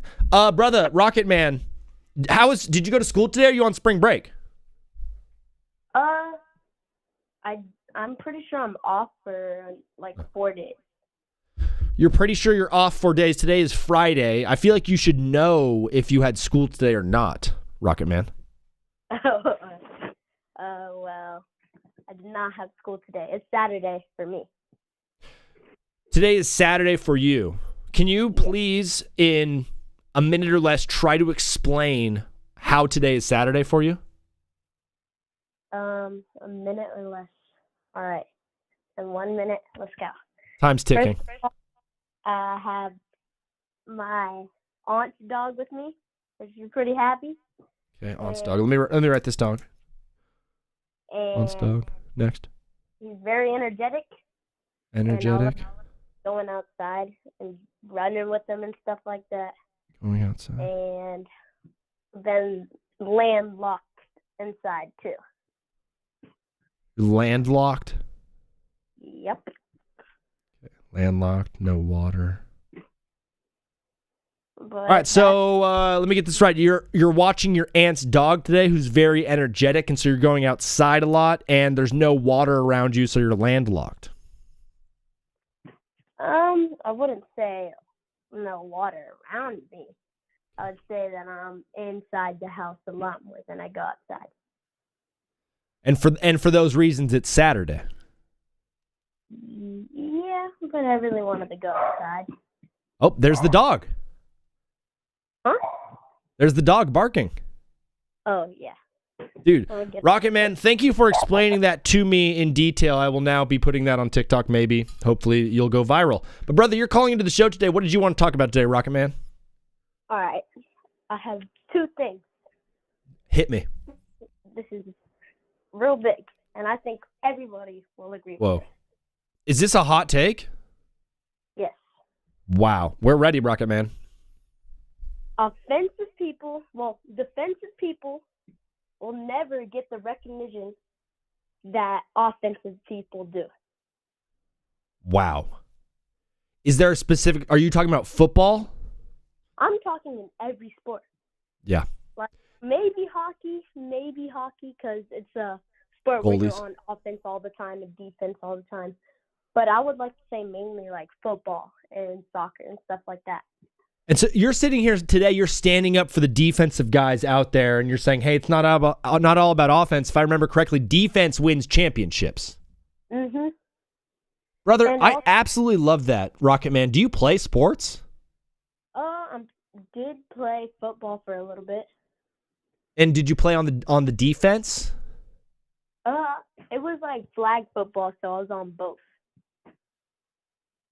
I absolutely love that, Rocket Man. You're versatile. You are well balanced. You're a wealth of wisdom and knowledge. And Manny, the crown means champion. Brother, you said you had two things. What was the second thing? The second thing is, I know that people in football might start, what's it called, emotes while they hit the touchdown, but the one emote that's crossed everywhere for anybody to do is Ronaldo's Sue. That's the one thing that goes to football, hockey, anywhere. Soccer does not matter. Rocket Man, are you right now crowning the Suey the greatest emote in sports? I'm not saying it's the greatest. I'm saying it's the one that everybody can use. Maybe it's the most widely used, the most world famous emote. Yes, that's what I'm trying to say. Rocket Man, that is such a hot, fiery take. I didn't know we were gonna have emote talk. If you, let's say you played football, if you like caught a pass and you scored a touchdown, what emote are you hitting? Are you gonna hit the Suey? I wouldn't say I would hit that, but I might. It depends on my mood. Would you do a big like drop the ball and then like double flex the biceps? No. Would you floss? I would probably do whatever. I'm not really a cocky guy that does emotes, but I would say I would probably just. Do you want to know what I did when I scored touchdowns in football? It was really, really mean. What would you do? So I would score a touchdown, and then I would basically score, and then I would take the football and I would hand it to the closest defensive person on the team, and I would just give them the ball and then point at the scoreboard, and I'd say, you guys need this next. It was really, really rude. I don't try to do that anymore. Brother, Rocket Man, you're calling into the show. A lot of us are talking about the Final Four. Did you have any predictions there, or did you want to talk about football or MLB or NBA? What up, dog? My March Madness thing is, I think it's not as fried as much people have it, because I was doing the big three. You had to do some ones that you wish will happen, ones that you're like, maybe it's going to happen, and the ones that you're super sure with. Yeah. So I had the super sure one was Houston, UConn, and Arizona, Michigan. Wow, so 3 of your 4 super sures are still in dance. Mm-hmm. That's pretty good. And then you had your somewhat sures after that? Yeah, the somewhat. And I don't know how I got that one correct. I just put Iowa making it pretty far, and it was actually correct. And I also put Duke making it to the finals, but losing against Texas Tech or Purdue, either one of those. Wow. You had quite the bracket. It is quite busted at the moment, but brother, so is mine, and so is pretty much all of America's. Rocket Man, I don't know if you follow me, but please hit the follow button so you get notified on Twitch and YouTube when I go live, so you can call into the show, because this was an electric conversation, brother. We're going to keep it moving on this Good Friday. Is there anything else you wanted to say to the people on your way out? One last thing I want to say is live life to the fullest, but don't take it too far. Make sure that you're safe. Just know that you're loved by the Lord up there, and I hope you have a blessed day. Wow. Amen. God bless you, Rocket Man. We'll talk to you soon, okay? All right. Peace. What an awesome dude. What a genuine guy. Rocket Man is the absolute man. Manny asked what the crown is for on TikTok. The crown means that I think Illinois is going to win the whole thing. I know it's crazy. I know it's stupid. You're like, he's rage baiting. Well, on Monday, when it's 4 minutes left in the game and Illinois has a 3-point lead, you're like, I don't know. How do you follow that up? I don't know, dude. That was an unbelievable phone call. I feel bad for whoever has to call next. But here he is. Brother, you are live on TBWZ. What's your name and where you calling from, dog? So I called a little bit ago. My name's Joe from Cleveland. This is my guy Joe from Ohio. You called in on Wednesday. Yeah. Yeah, you had a good time calling in on the show, huh? Uh-huh. Did you tell your parents that you called in? Yeah. What did they think? They were like, that's cool? Yeah, yeah. Did you show them any of my TikToks or any of that stuff? Yeah. Okay, good. So they know I'm not a weirdo. Yeah. Yeah. What makes you a little bit of a weirdo, Joe? Because everyone's got their thing, right? I have little things about me that I like to pick my toenails with my hands. I don't like to use clippers, you know? Everyone's got something that makes them weird. What do you do? Kind of, I don't know, do a lot of sports. Absolutely. Nothing but sports. Do you ever like smell your armpits after a sweaty day? No. No. Do you wear deodorant yet? Yeah. Yeah. What's are you an Old Spice man, Axe body spray? What you rocking on the pits? Old Spice. Nice, dude. I'm a Dove Men Plus Care kind of guy, but that's because I'm a little bit of a fruitcake. Joe, you're calling into the show. We're talking a little bit about the Final Four. Did you have any thoughts on the Final Four teams left in the dance?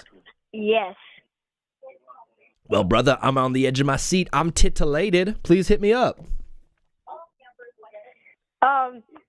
I think Illinois will beat UConn, too.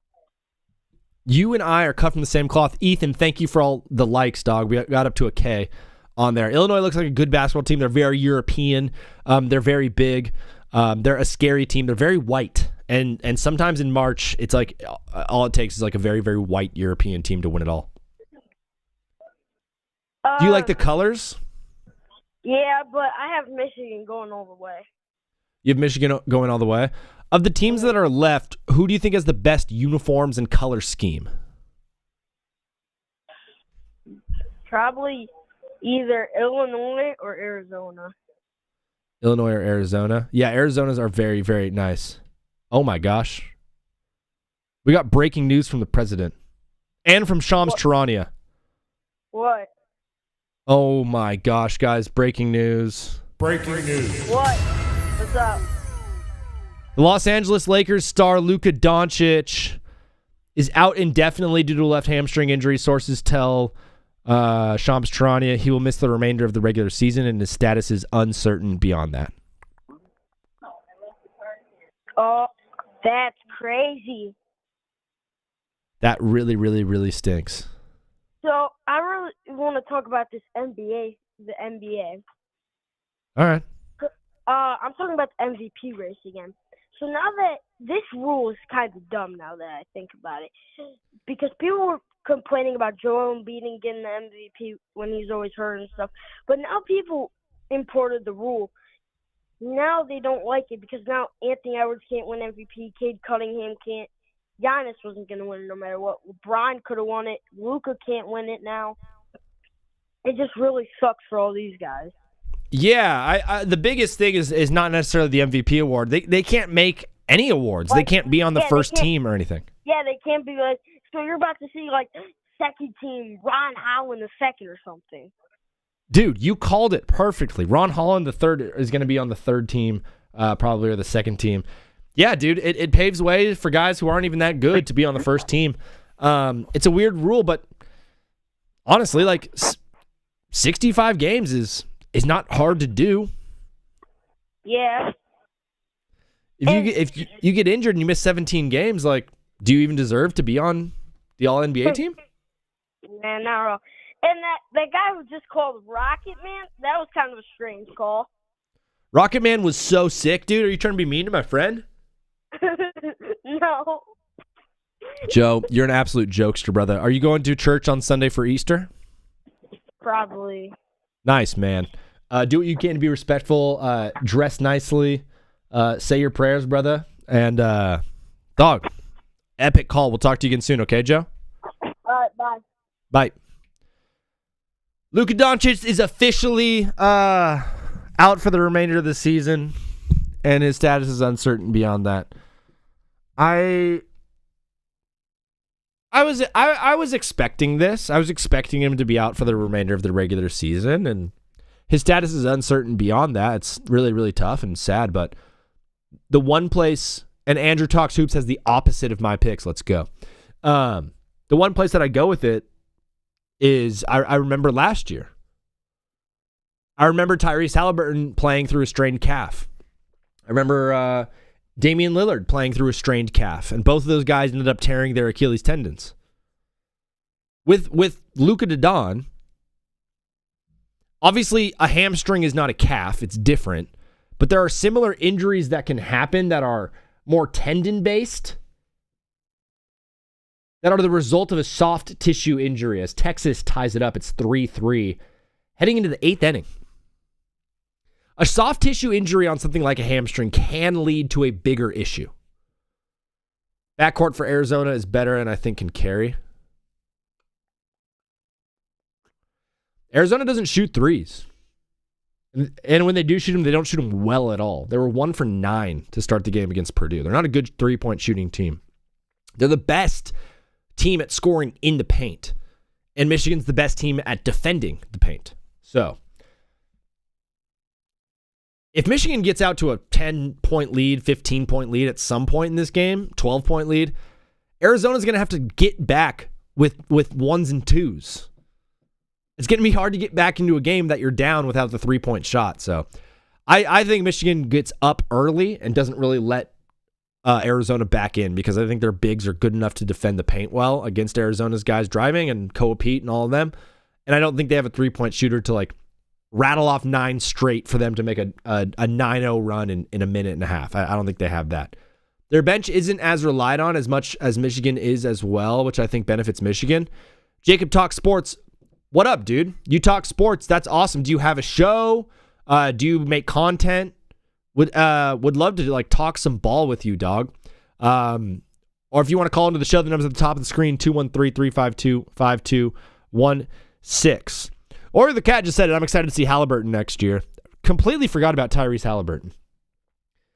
What about Pascal Siakam or Nembrand, McConnell? That Pacers team is very good, and they are probably going to get AJ DeBonsta, like a number 1 overall pick. It's crazy. TikTok content mostly. That's what's up, dude. Burries has been doing well from outside. He's been doing well. I'd say he's been doing okay. A team has struggled all year to shoot threes. They've struggled in this tournament to shoot threes. Nemhard. Did I say Nembrand? What's up, Noel? Good to see you again, bro. Guards isn't just shooting, just everything with creation. Dude, trust, Arizona's a great team, but I do worry if Michigan gets out to a lead. I'm gonna blow up a hospital. I'm gonna blow up a hospital, dude. Luka Doncic is out for the rest of the season. This sucks so bad. This sucks so bad. What am I supposed to do? What am I supposed to do? Stop caring? Oh, all right, I'm done. You know what I'm doing? I'm doing this thing where I'm going live every single night after the postseason, after the NBA games. I'm going to be going live on TikTok, Twitch, and YouTube to cover and do a post-game show for all of the NBA games.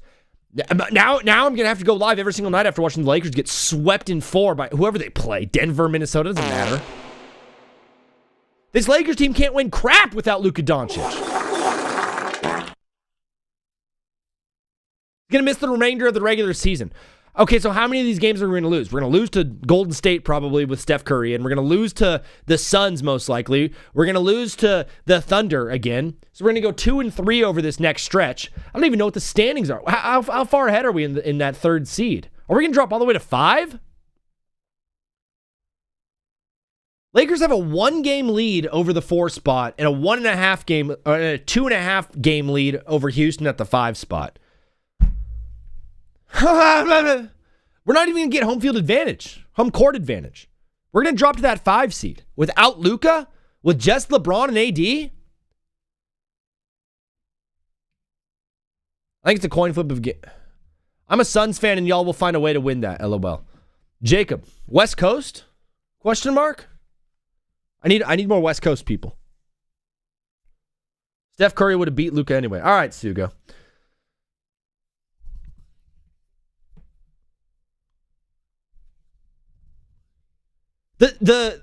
Everything is in jeopardy right now for the Lakers. This was a team that a week ago I was like, this team can win the finals. Let's go, Jacob. Let's do something together, dude. Brady, thank you for liking the live. It means a lot. We're cooked. The Lakers are cooked. We're cooked like, bro, we are cooked like the food in the huge pots outside of the huts in like Mumbai. We're Indian street food right now, bro. The Lakers are straight up Indian street food right now. Covered in dirt and crap. Served on a leaf. Using a cracker as a spoon. Huh? Lakers aren't going to compete for it until LeBron gives up the keys. He needs the farewell tour. Dude. Hey, Andrew. We're not being mean to LeBron at all today. We're not being mean to LeBron at all today. Nobody is talking crap on LeBron at all. I will not hear it. I will not hear any Lakers slander today. Boy, this stinks so badly. This sucks out loud. We're definitely not going to get the 3 seed. We're probably going to end up playing Houston in that 4-5 matchup because Denver's most likely going to take the 3 and then take down Minnesota. So we're going to end up with this 4 or 5 spot. We're either going to get home court or not. We destroy Houston with or no, we don't. Without Luka, we're losing to Houston. Without Luka, the Lakers are a first round exit. Without Luka Doncic, the best player in the game right now, there's no way we get past Houston. And then what? Then we're going to play the Thunder. Good luck with that. There's no way in crap we're beating the Thunder. With Luka, we had a shot. Thanks, Sharp. Oh, dude, that sounds awesome. That sounds awesome, Sharp. LeBron sold my pick yesterday after getting 2 dunks. I love LeBron. It was just awkward. I'm just messing around. We could talk crap on LeBron. We could talk crap on anybody you want, except for me. I'm in a bad mood today. My team is now out of contention. I haven't had a situation where I'm live right now on Twitch, YouTube, and TikTok, where I'm live streaming and I get the worst news of all time. And I have to like battle through it and be like, hey, who wants to call into the show? The number's at the top of the screen. It's 213-352-5216. Also, Adam Schefter is tweeting that, oh, we have more breaking news? Dude, what? OMG, guys. Breaking news. President Donald Trump signed an President Donald Trump signed an executive order Friday designed to limit how long athletes can play college sports and how often they can transfer between schools. More via ESPN's Dan Murphy. Come on, Dan, give it to me. President Donald Trump. Coexisting with both is just awkward. You're killing it, mad and entertaining. Thank you.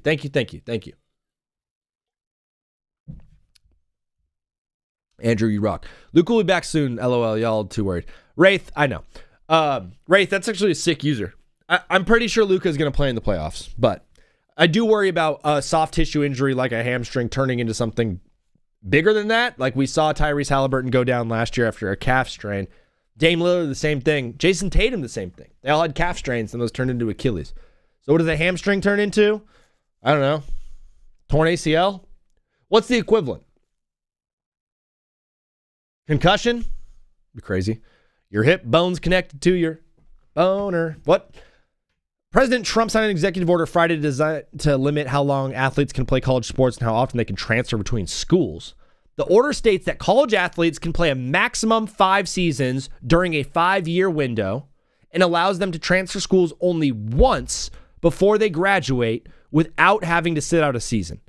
The rule changes are scheduled to go in effect on August 1st. A school that plays an athlete who doesn't meet these limits could risk losing its federal funding. So this does not apply to private schools then. If the punishment is losing federal funding, private institutions do not get federal funding. Hey, Sharp, thank you for the follow, bro. MCL or Achilles? Let's go with MCL, Oreo. You potato chip, French fry, apple eating, son of a Pittsburgh. College sports cannot function without, this is what the White House press secretary had to say, college sports cannot function without clear agreed upon rules concerning pay for play and player eligibility that can't be endlessly challenged in court, as is the case now. They're just mad about Trinidad Chambliss. And guys like Morris from UVA requesting a 7th year. Multiple lawyers who work with colleges and their athletes told ESPN they believe that judges would rule the president's order to be unconstitutional and unenforceable if challenged in court. ESPN, college athletes, lawyers are going head-to-head with the president of the United States. JD, I know, we just saw the news. It sucks so bad. Andrew Talks Hoops, thank you for the follow. You guys are awesome. NCAA President Charlie Baker said in a statement that the order was a significant step forward, but stability in college sports will also require a more permanent solution in the form of a new law enacted by Congress. Man, checks and balances can really just grind my gears. The whole U.S. governmental system with checks and balances, and the president says this, then Congress says no, then the Senate says yes, and then we just sit here like, why am I paying 75% in taxes? It's stupid. Get out of here. Let's go back to a dictatorship. I'm sick and tired of voting. You know what I mean? Hey, go out and vote like it's my responsibility. Like it's up to me to save the nation. Go out and vote? Hey, just make it a dictator. Just put the best guy in charge. How could we not have like 20 really smart people create a think tank every 4 years and then just decide amongst them who should be the president? I feel like that'd be better than letting the American people vote. I'm out on voting. I'm out on democracy. I'm out on all of it. I don't think America's going to exist my entire lifetime. Will my children grow up pledging allegiance to the United States of America? I don't think so. They're going to be like...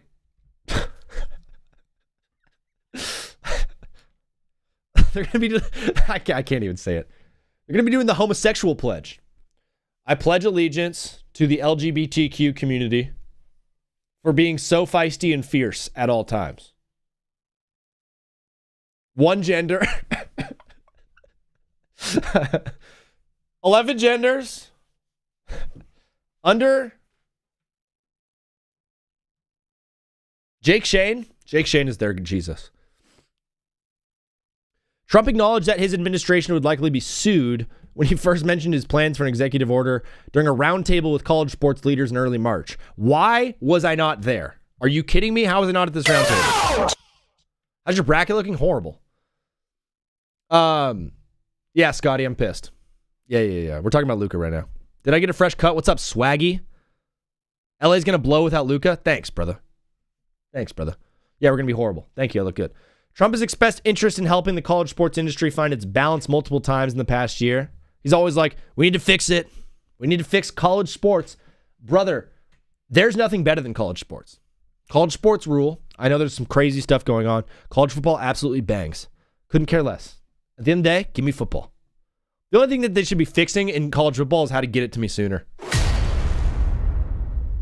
Trump said at the meeting he intended to write an executive order within a week that would solve every problem in this room. And that's essentially what he's trying to do. Dude, brother, imagine like writing something and being like, this is going to solve every single problem. There will always be problems in sports. It's never going to be a perfect solution and perfectly fixed. The NCAA has struggled to enforce its rules since a Supreme Court decision in 2021 made clear the organization was not exempt from antitrust laws, which prevent any group of business from colluding to limit the earning potential of their labor market. So basically, the court decided in 2021 that the NCAA itself was not exempt from these antitrust laws. Basically, this ruling is what allowed college athletes to earn as much as they possibly can. I don't talk politics.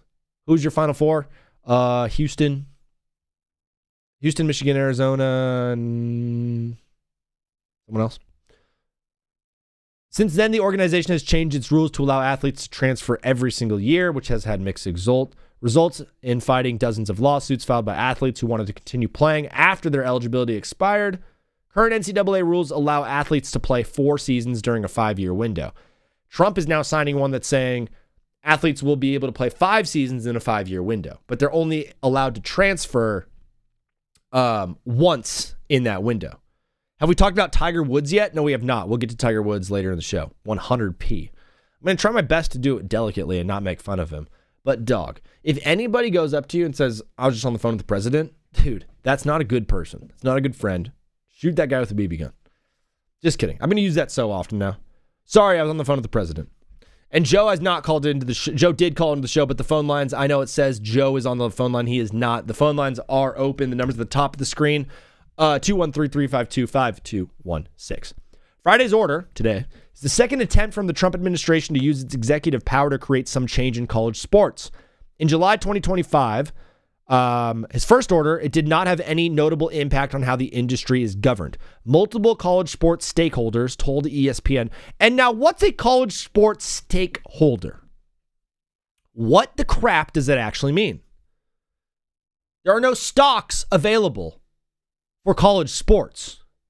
You cannot be a stakeholder in college sports. What does that even mean?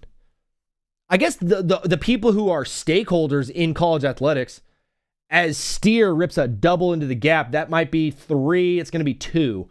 Leadoff double, top of the 9th. Cincinnati is threatening. 3-3 ball game, top 9, no outs. Multiple college sports stakeholders told ESPN they hope the new order serves as a powerful signal to Congress, which has the ability to provide more meaningful and durable change. After more than 5 years of discussing options and proposing bills, neither the U.S. House or Senate has held a full vote on any legislation related to college sports. The House has twice delayed a vote on a bill known as the SCORE Act since September. Sources told ESPN this week that the bill could be amended and reintroduced at some point in April. In the Senate, Republican Ted Cruz and Democrat Maria Cantwell are actively negotiating in hopes of producing a bipartisan bill, which means both parties agreed upon, this spring, according to sources on Capitol Hill. Cruz told ESPN earlier this year it is absolutely criminal that new legislation includes language that would prevent college athletes from being deemed employees of their school. Several Democrats believe employment and collective bargaining is the best route to finding a substantial or sustainable future for college sports. Sources said the employment debate remains as one of the largest obstacles to reaching a compromise. The president's executive order does not address employment or other major unresolved issues in college sports, such as a push from Cantwell to reshape how schools share the revenue from their television contracts.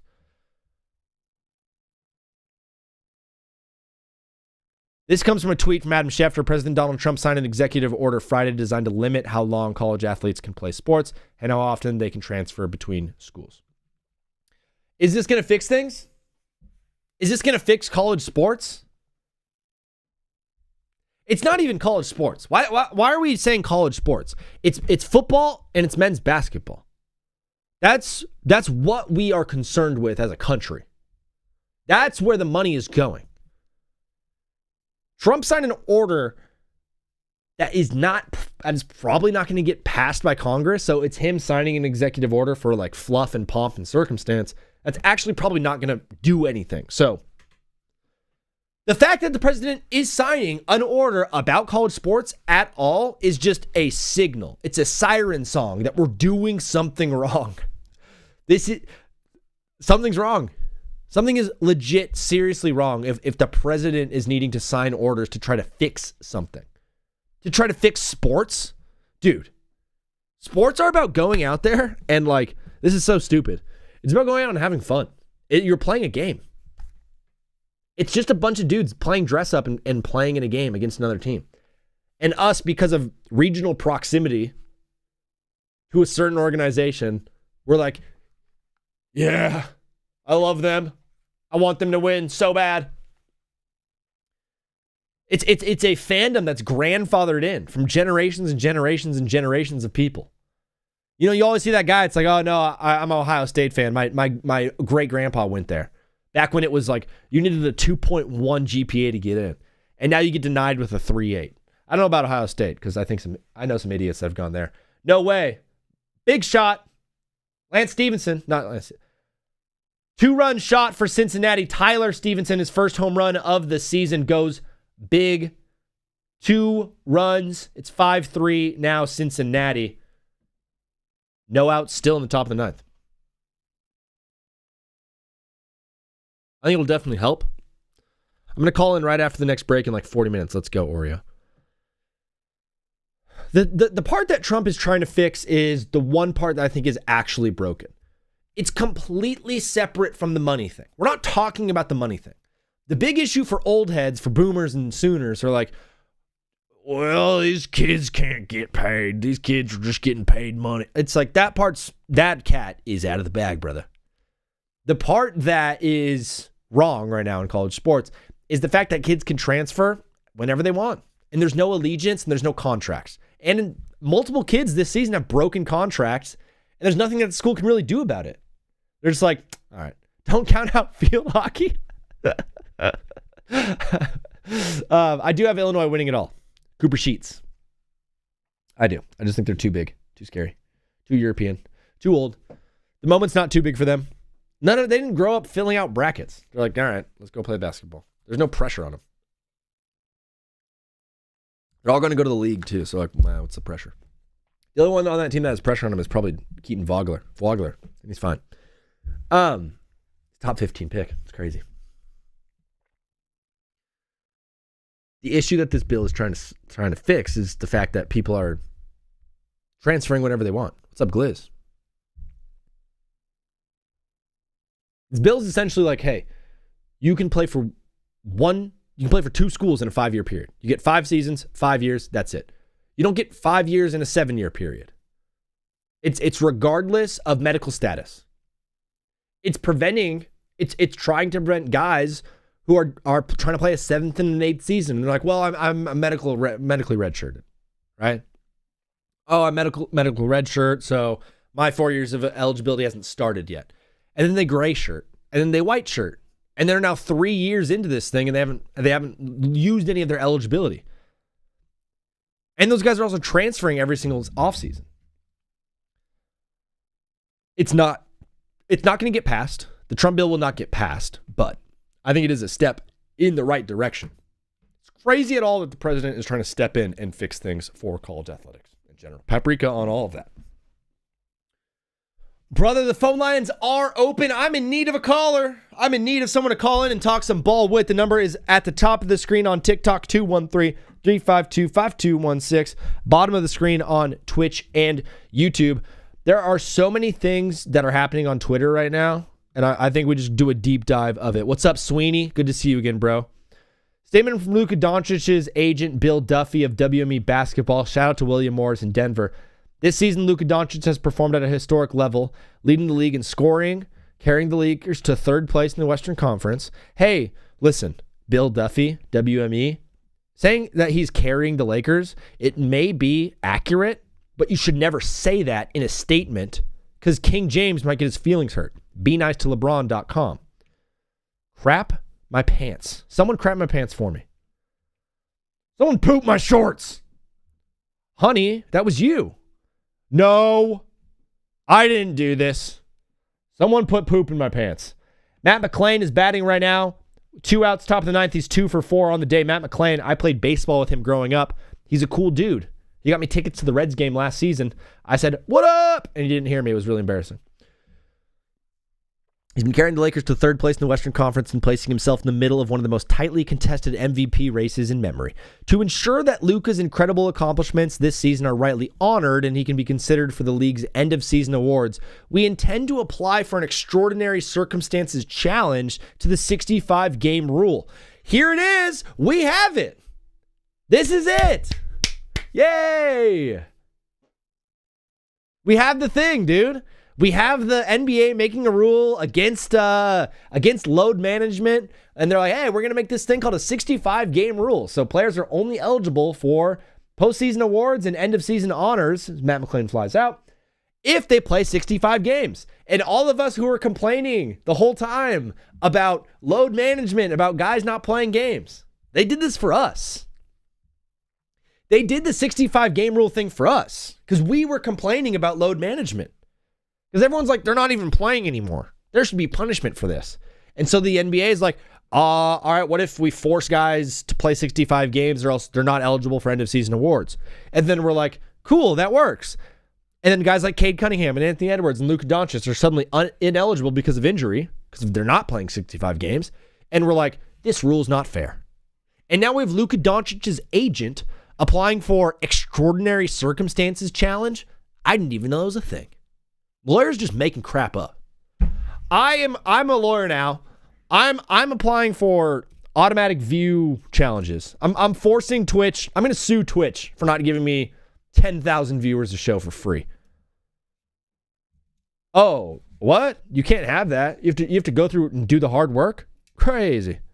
Dude, I'm a Laker fan. I don't believe that Luka should get special exemption. It's a 65 game rule. It gives you 17 games to miss. That's a month. That's more than a month. That's more than a month of basketball. If you miss a month of basketball, sorry. I don't think you're eligible. Let's keep reading. Paprika on all this. I'm cooking today. Or I'm not. Or I suck. It's someone, dude, it'd be hilarious if someone's like, this is the worst show he's ever done. And then right after I'm like, I'm cooking today. And you're like, bro, he doesn't know. He doesn't know, he sucks. Luka missed 2 games this season for the birth of his second child in Slovenia. His daughter was born on December 4th on another continent. And yet he was back in the United States competing with his team on December 6th. Luka has gone, and whose fault is that? It's not anyone's fault. Luka, I don't know if you guys know how to make a baby. Brother, I don't know if you guys know how to make a baby. I do. Just kidding. I don't. Never made one before. I know in practice, but okay. I mean, I understand he's like, I don't want to get punished for going to see my daughter get born and losing 2 games. Because if Luka did not do that, if he simply said, yo, F them kids. If he just stayed in America and did not go and see the birth of his daughter, he'd be eligible for the end of season awards and all that kind of bonuses and stuff in there.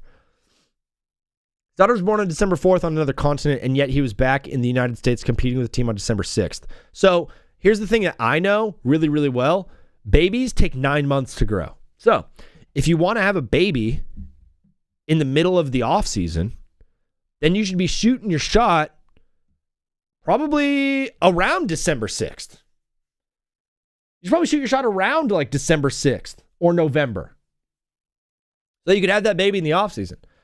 I know I'm being, this is revisionist history, telling Luka to plant his seed at a different time. Brother, when the time is right, that clock strikes, dog. When that clock strikes midnight, you get after it. If she was born on December 6th, that means they did the dirty deed in May. So in the middle of the season, you know what he's doing? Luka has gone to great lengths to show up for his team and this league this season. His record-breaking season deserves to be noted in the history books, despite last night's unfortunate injury and other extraordinary circumstances. We look forward to working with the NBA Players Association and the league office to ensure a fair outcome in the matter. There is no fair outcome. The fair outcome is, hey, this is the rule, stick to it. Sorry. That is the fair outcome. Because if we're going to let Luka Doncic sign some sort of extraordinary circumstances challenge to the 65-game rule because he had a kid in Slovenia, hey, be American. There's a solution. Don't be European. Imagine a judge says that to him. Listen, brother, I love what you're doing, and I want to honor you, and I believe that you should be eligible for awards, and I'm with you, but there is a rule against this. If it was really a matter of distance and you missing games to see the birth of your child, why not just be American? Why would you just be American? It's not our fault. It's not the NBA's fault that you decided to plant a seed in Slovenia. You could have planted that seed in Stockton. You could have planted that seed in Memphis. You could have been here in America and been to the birth of the daughter at home. But instead, you chose to do that in Europe, in a foreign country. Just don't be European. Life savings on Illinois winning tomorrow and the under on ASU versus Michigan. Yes, I firmly believe in taking everything in your bank account out and throwing it on 18-year-olds, on college athletes. Throw your money away. There's no point in having money. You might as well just give it. Your money's already going to end up in the hands of a billionaire, Leo. Might as well just give it to him now, brother. You know what I mean? Just cut your losses now. Also, you got to think, you're only going to lose so much in life, right? So why not just lose it all now? And then for the rest of life, you're a winner. Oreo, basically, yeah. I think it's funny that the president is fixing this, but not the other stuff going on. LOL. Yeah, Gliz, that is kind of hilarious. In the middle of like, I'm seeing a bunch of stuff on my like feed of U.S. soldiers and military men. They're like, we just got executive orders. Looks like we're going to war. We're doing all these things. And I'm like, dang, we're going to war. Gas is very expensive. Things are going wrong. Things don't look great. Innocent people are getting killed in the streets. And then the president's like, I'm going to fix college football. You're like, yeah! Hey, we're at war with Iran. Gas prices are through the roof. Young men are getting shipped off to a foreign country in the Middle East to go die for our country. Let's have a fight on the White House lawn. Sounds smart. Doesn't sound distracting at all. Hey, I know there's some horrible things going on in this world. Innocent people are getting killed. Christians are getting murdered all across the world. Christians are being slaughtered in Nigeria for their beliefs. Let's spend $1 trillion on a rocket ship. Artemis 2. Hey, everybody. Need to be distracted on a Wednesday? We got a rocket launching to the moon. What are we doing on the moon? Does anybody know why the Artemis 2 rocket is launching and what the plan is? The plan is to build a nuclear reactor on the moon. What? I know. The plan is to build a nuclear reactor on the moon. A nuclear reactor is a power source, essentially, for power generation. If so, we could eventually go to Mars. Reds win. We're trying to build a nuclear reactor on the moon. I have two things about that are very weird. It's essentially you're building a power plant on the moon, which is such a cool idea. And I believe as a society, if you're going to like look at Carl Sagan's rules of society, you do need to have extraterrestrial sources of energy, which would be like a nuclear reactor on the moon. Andrew, you're the man. Talk to you next time. Sweeney, my guy, thank you for liking the live up. Let's go. Orioles, Pirates. Watch Rays, Twins, Cubs, Guardians. Cubs and Guards. Got some players over there. And then we're watching the Pistons in Minnesota in 25 minutes. Dude, we're going to build a nuclear reactor on the moon for what? How are we going to get the power back to us? That might be the dumbest thing a human's ever said in existence. I'm willing to say it. How the crap do we get the power back to us? How is that going to help me charge my phone? Hey, guess what? I don't care about going to Mars at all. Hey, I do not care about space travel.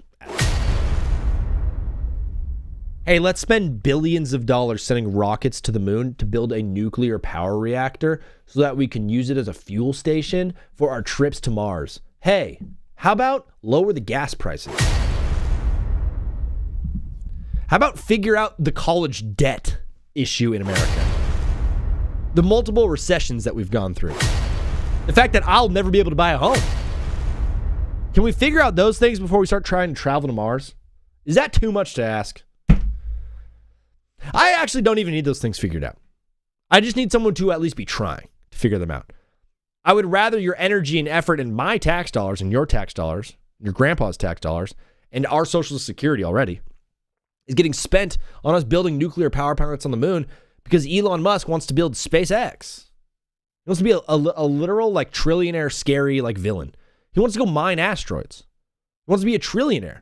The only way a trillionaire is going to get made on this earth is if they start mining asteroids. Move to Texas or Oklahoma, you'll be able to buy a home, I promise. JD, that's the worst part of it. Is like, oh, they don't? Oh, they played Minnesota last night. No, Minnesota plays Philly. My bad. Minnesota plays Philly. That's the worst part about it. Is like, can't buy a home in California or New York or like Miami. But darn it, you can buy a home in Oklahoma. It's I would be down to buy a home in Oklahoma if I had like family and kids and stuff to care about. There's a great church in Oklahoma actually that Pastor Mike Brown, it's not Elevation. I forget what it's called. But a good man named Charles Metcalf speaks there from time to time. He has a great book called God Chose Me. I usually have it right there. It's not up today though. I don't care about going to the moon. Fix my debt. Figure out the whole issue of like going to college and paying for bills and stuff like that and buying homes and deportations, all that crap. Or how about the fact that we're all being fed plastic? Yeah, I'm going to buy my first home in Pittsburgh. I'm moving to Pittsburgh. Thanks, Max. What's up, dog? Frustrating. Everyone was hitting me up on Wednesday. Hey, did you see the Artemis launch? What?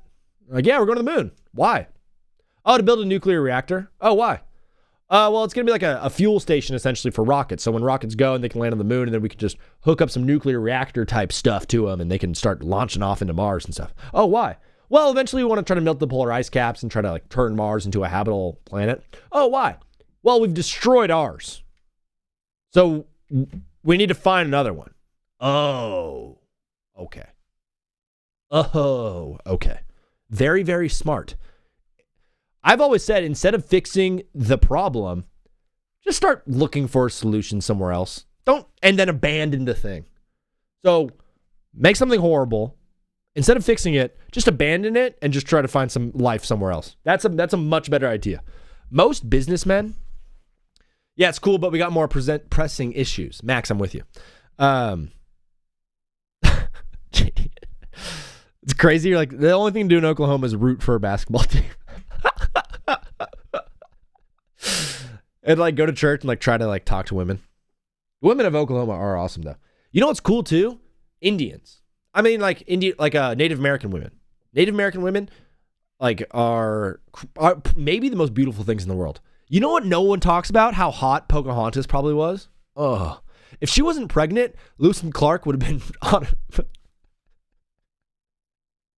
Lewis and Clark would have caught a case, brother. They'd be fighting over her left and right.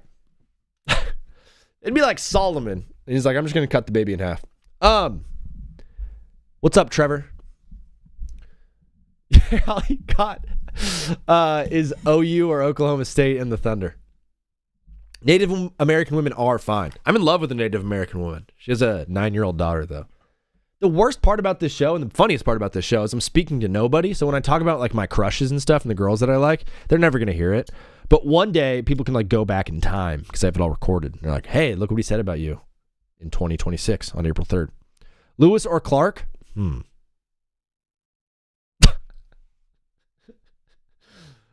Oreo? Hey, which one do you think cracked Sacagawea?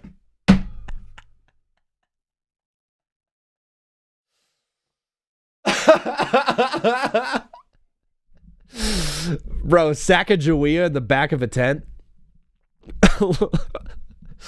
Lewis and Clark doing rock, paper, scissors for who gets to hang out with Sacagawea at night.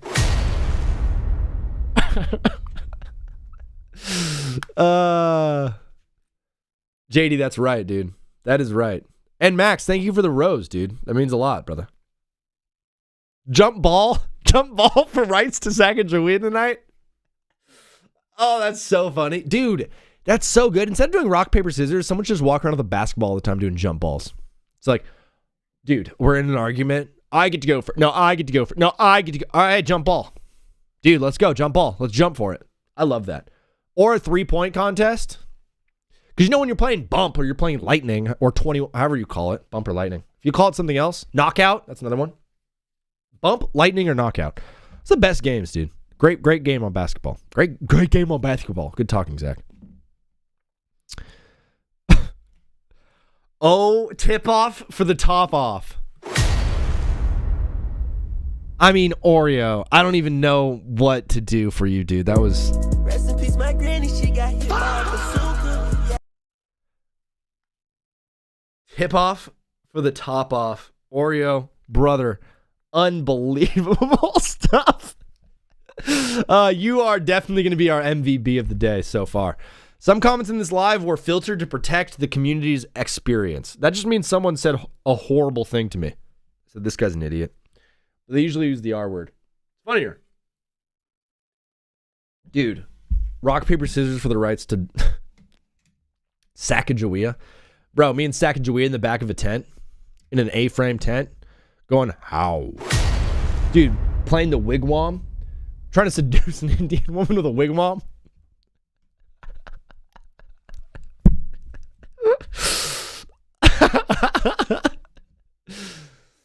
Oh, JD. That was you saying nasty things? Oh, man. Let's see what Twitter has to say about the Luka Doncic injury, because I know Twitter is probably aflame right now. If you want to see the tweets live, Austin, bro, thank you for liking the live. You are the absolute man. Eeny,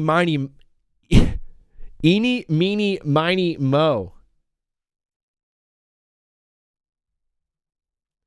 Sacagawea, that's my hoe.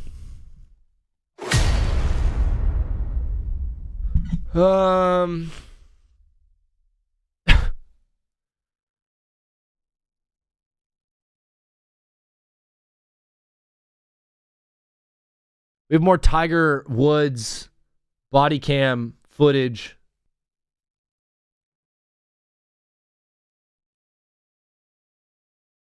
We got Trump signing executive orders, but we're getting a call. I said then a black guy arrived and put Lewis and Clark. Brother, we haven't heard from you in a long time. What is up, dog? How are you? What's up, dude? It's Pat from Philly. How you doing? Bro, my guy. Dog, I didn't have him down low. What was the name one more time? Pat. Hat, my guy. Last time you called in, Pat, I think you called in like 4 or 5 times. It might have been like a St. Patrick's Day or something. You might have been a little bit off the sauce. Yeah, I may tend to do that from here and there. But then you wouldn't be Pat from Philly if you weren't off the sauce. You'd be like Pat from like New Brunswick. Exactly, and fuck New Brunswick. Dog, you're calling into the show today. We got March Madness on Saturday. MLB has begun. Philly's got a big win tonight. A lot of Jalen Hurts drama in Philadelphia. Where did you want to start? What do you want to talk about?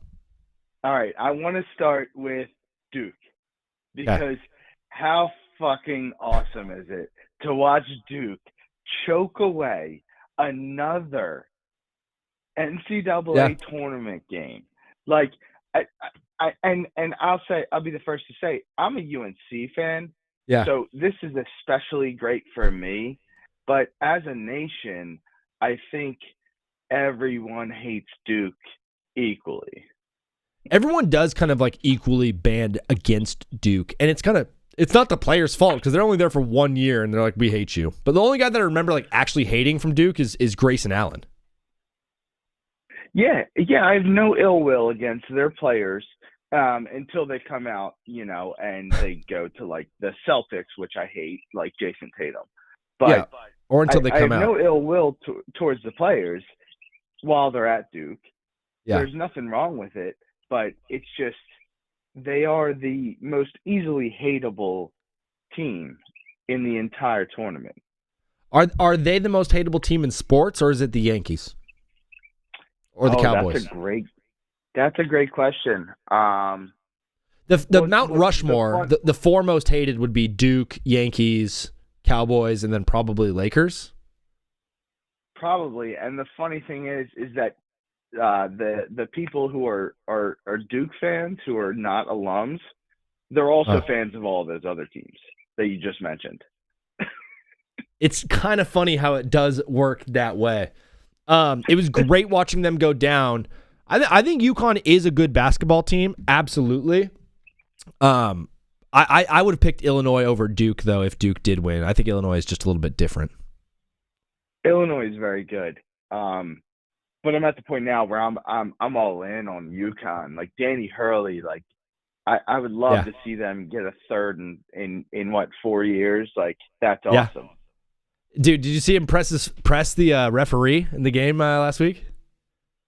Yeah, that was absolutely insane because he's like that was like a tech waiting to happen. Yeah. But I heard him talk about it on a podcast, and he has a really good relationship with that referee. Yeah. And that referee is like very playful, and he's not as like as much of a dickhead as like some of the other guys. So he knew what he could do or couldn't do in that moment.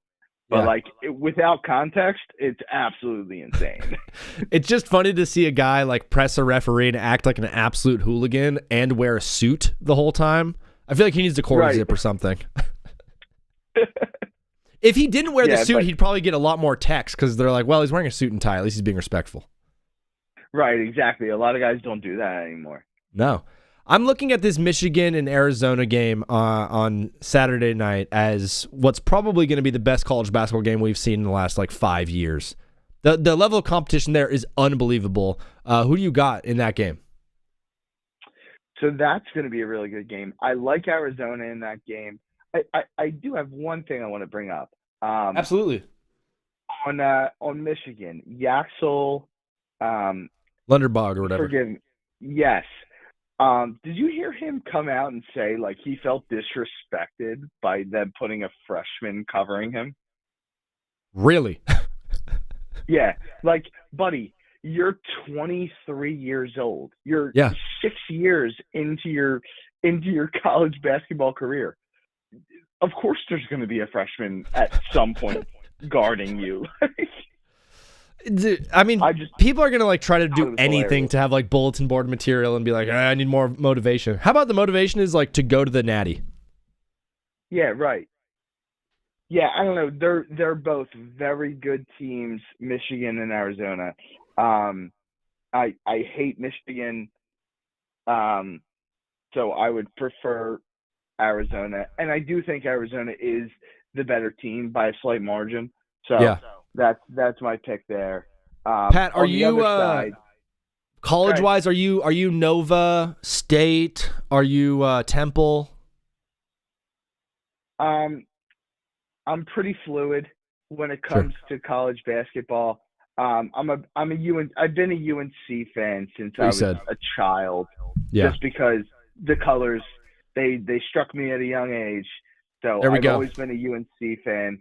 But I will root for Nova as a local guy.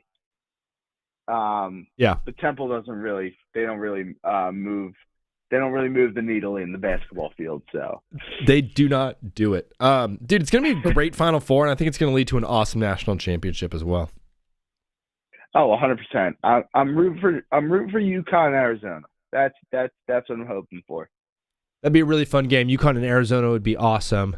I don't know if you saw the news. Luka Doncic is now out for the remainder of the season, and they don't really have a timetable for him to return in the playoffs. So Luka might be out for the remainder of the season for the Lakers. Oh, wow. Well, I think I did see that. Was it a hamstring? He got a hamstring last night, so it looks like he is done in the playoffs now, and it looks like it's either going to be the Spurs, OKC, or Boston for me. Yeah, I mean, go Spurs. I mean, I can't get behind SGA's antics. I can't do it. He is the most foul bait, and we did this thing, a couple years back where the refs were supposed to start stopping this, and SGA has just gotten away with murder the last 2 years. And it was so funny when he got called for that push-off a couple nights ago. Yeah. And everybody on the game was up winner in arms about – yeah, exactly. And it was like, dude, you've been doing this for 2 years. This should have been called the entire time.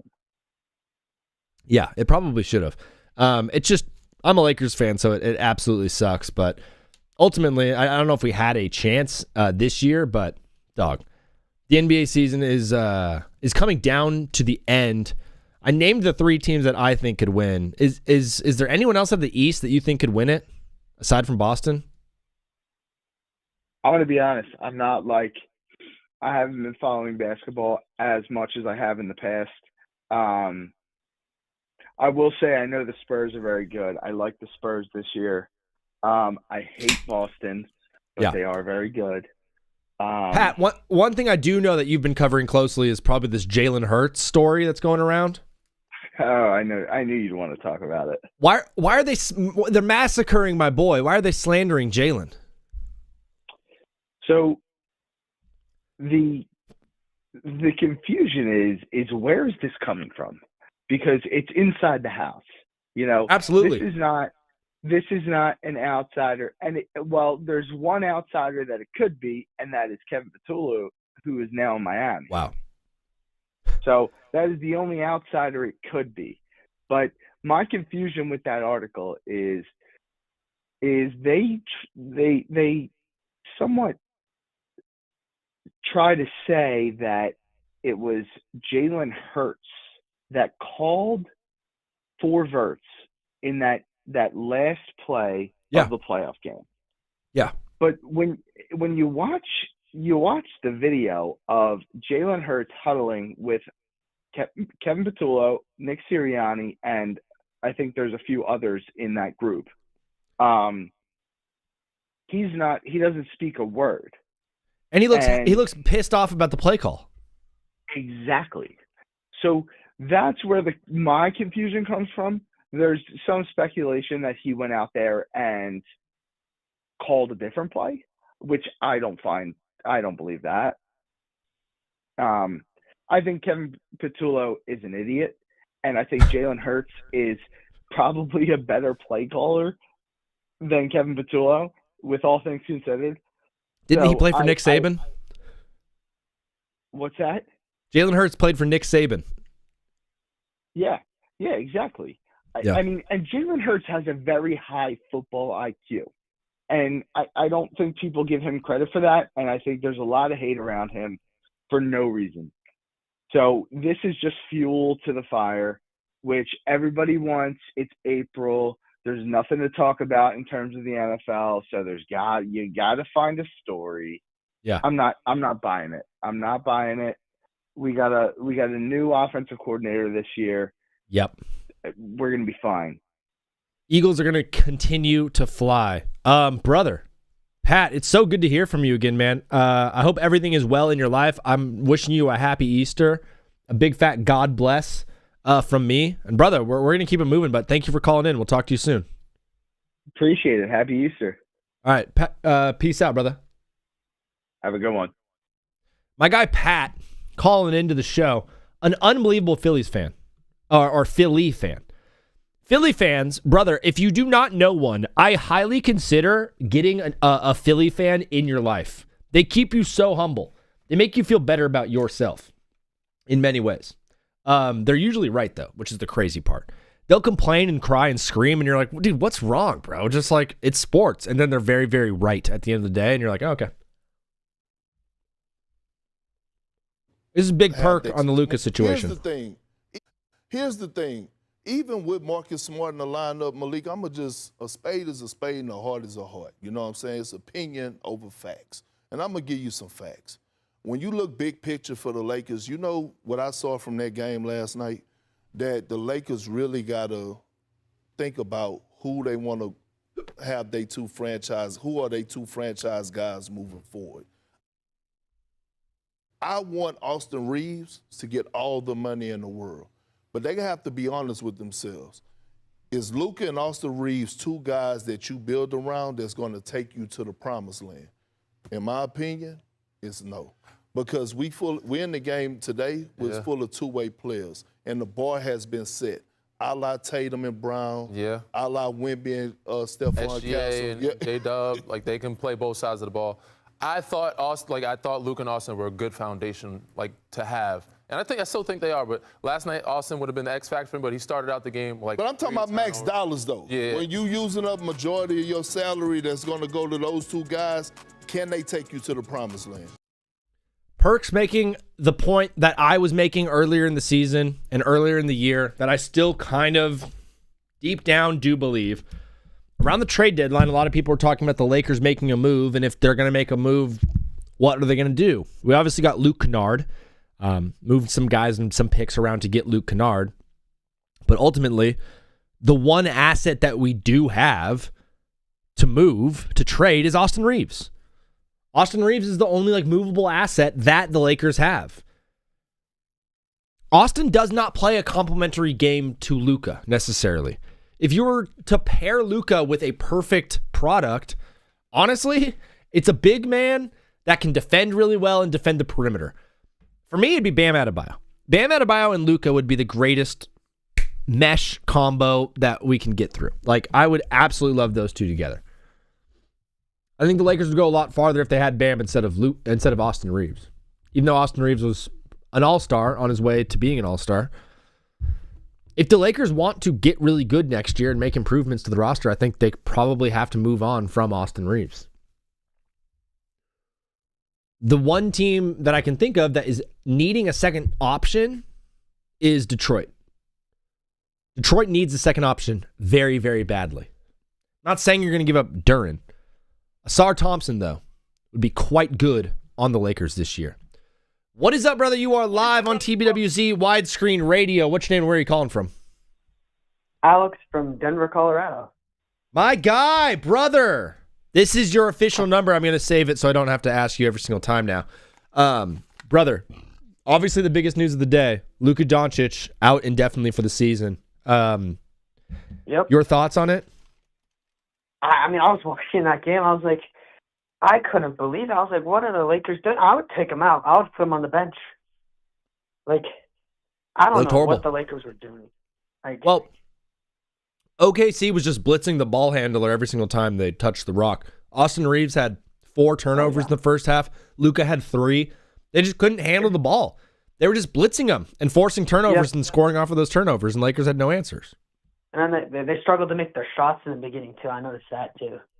Yeah, and, I was saying this earlier in the show, and I'm going to stick by this one.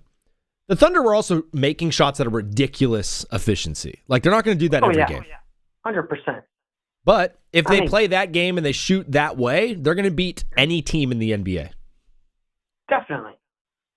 Now, the question would be, what if they face up against San Antonio, who's the other hottest team in the NBA? Then here's another question I have for you, man. Like, will the Lakers fall out of third place and they'll flop with the Nuggets?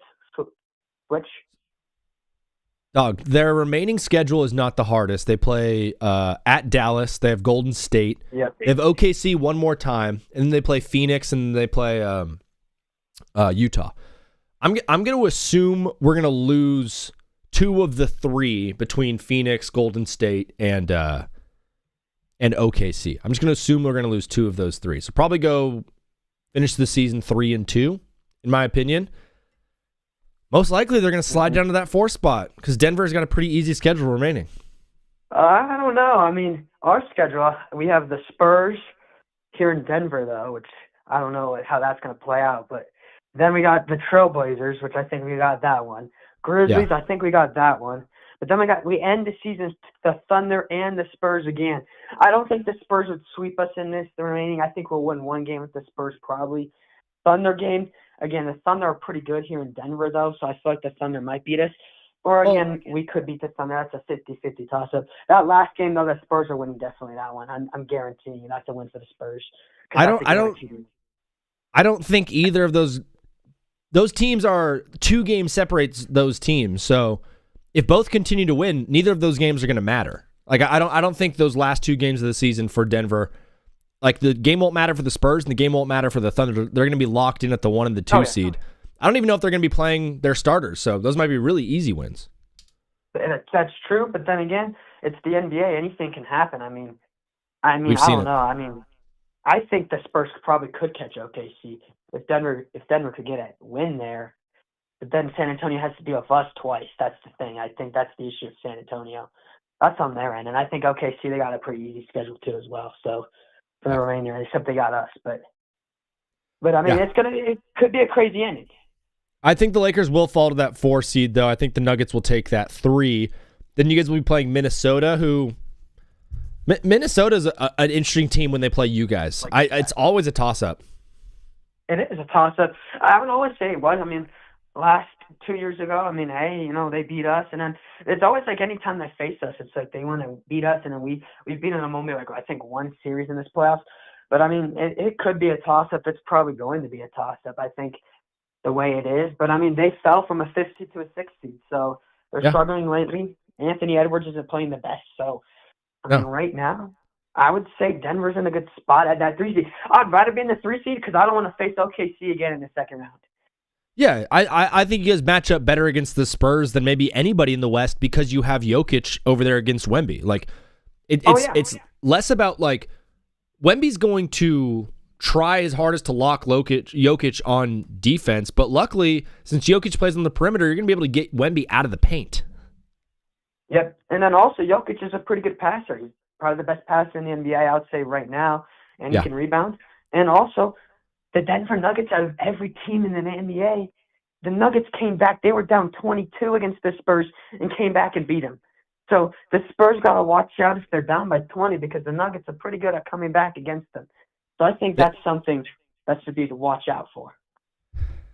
Alex from Colorado, he does a lot of internships and works in sports radio. Very knowledgeable dude, if you want to click follow.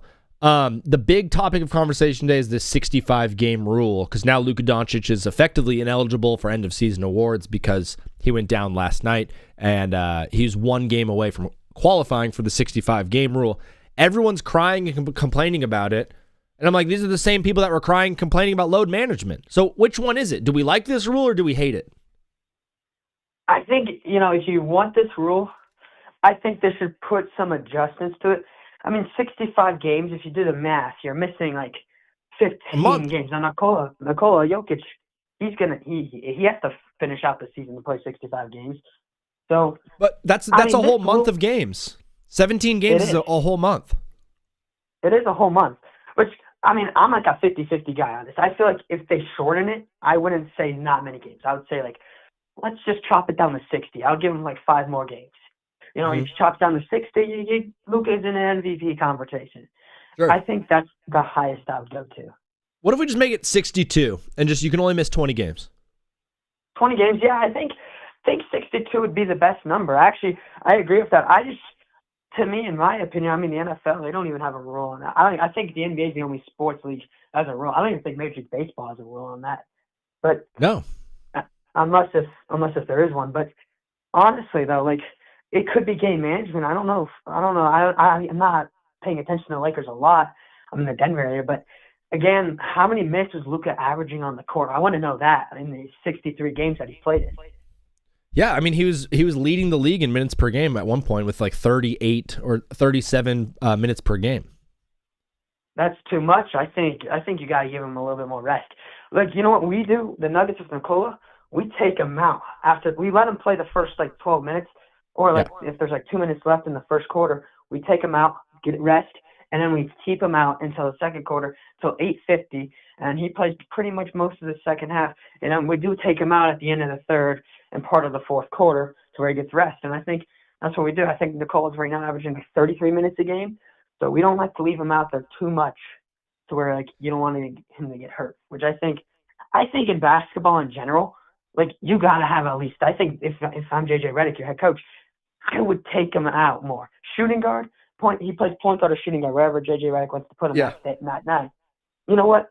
Those are two positions where you run around the court all the time, trying to play defense, trying to play offense.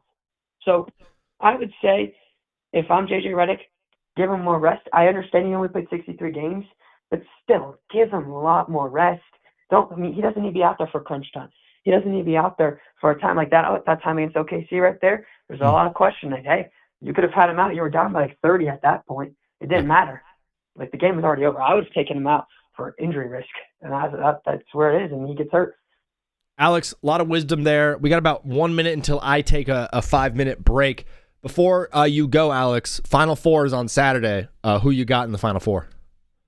Oh, I feel like Illinois is a team that's going to go on fire, and I feel like Michigan's another one. Those are my 2 picks, and I feel like Michigan will be on top of Illinois. That's my national championship. And I'll give you one more quick fun fact here. The Colorado Rockies, they just broke history. They are a team that gave up 7 runs in the first inning for the first time at Coors Field on an opening day. An embarrassing time for the Rockies. But the Rockies, they'll figure it out, but I don't think they will. It's a team that's always up and down. 7 runs, 1 inning. Alex, brother, God bless you, man. Happy Easter weekend. Happy Good Friday. We'll talk to you soon, all right? Yep, thank you so much, Zach. All right, peace. My guy Alex, he's the absolute man. TikTok people, thank you for the awesome show. I'm going to be doing 1 more hour live on Twitch till about 5 p.m. Pacific, 8 p.m. Eastern. So if you want to see the rest of the show on Twitch and YouTube, you can come right over there. But we're going to say goodbye to you guys for now. Thank you. Love you. Bye. Lord Jesus, be with these people. Blessings, wisdom, everything in between. Thank you, Jesus. Amen. Fellas, we got 5 more minutes. Let's talk about Shedeur Sanders when I get back. Toast to you. What up? I was. After this break, I want to talk about the Shedeur Sanders, Deshaun Watson, Dylan Gabriel, Browns fiasco. We're going to be doing a live watch along to some of the NBA games that are on. I'm going to be doing a whip around coverage of the rest of these MLB games. I want to go through all of the Tiger videos. I want to talk about Tiger Woods and continued coverage on Luka Doncic. We'll be taking calls on Luka, the 65-game rule, all of that fun stuff. It's going to be very, very fun finish to the hour. Let's finish this one strong, fellas. I will see you in 5 minutes. The Jets gave up 36 passing touchdowns this season and had 0 interceptions. Okay, so let's just think about that for a second. The Jets had no interceptions. They did not get a single pick this entire season. I don't even know how that's possible. Like, one miscommunication, the guy ran a go, you thought he was running a hook, corner's right there, easy pick. Maybe a tipped ball at the line of scrimmage that just falls right into the lap of a linebacker. Like, think of the pick that TJ Watt had against Lamar Jackson. It got tipped and just fell right into his arms. He's like, oh, a pick. Like, they didn't have one of those. Literally, the ball wasn't bouncing their way. That's so funny, dude. The Jets, they finished with such a terrible record. They were such an awful football team. The last 6 weeks, they were actually just uncompetitive. They're absolutely just uncompetitive. They weren't a real football team. They weren't playing NFL football at all. They gave up a QBR of 110.9 and essentially solidified themselves as the worst team ever. They were cosplaying as an NFL team all year just because the league allowed them to wear the uniforms. If they weren't wearing those uniforms, brother, we would think this is a B-League team, like a minor league team, a practice squad team. But just because it said New York and Jets, we were like, that's an NFL team. They're not. They're worse than that. I feel bad for the players because it's not their fault that this horrific front office assembled them together. That organization, man. My heart goes out to any young boy. Listen, there are young kids out there that are like 6 or 7 years old that aren't old enough yet to enjoy football. We all started watching football when we were, 10? Maybe 11, 12? I don't know. Some probably started younger than that. And we were watching football with our dad. We were sitting there and yeah, I watch football. But you weren't really watching football, if that makes any sense. There are young kids out there that are watching football.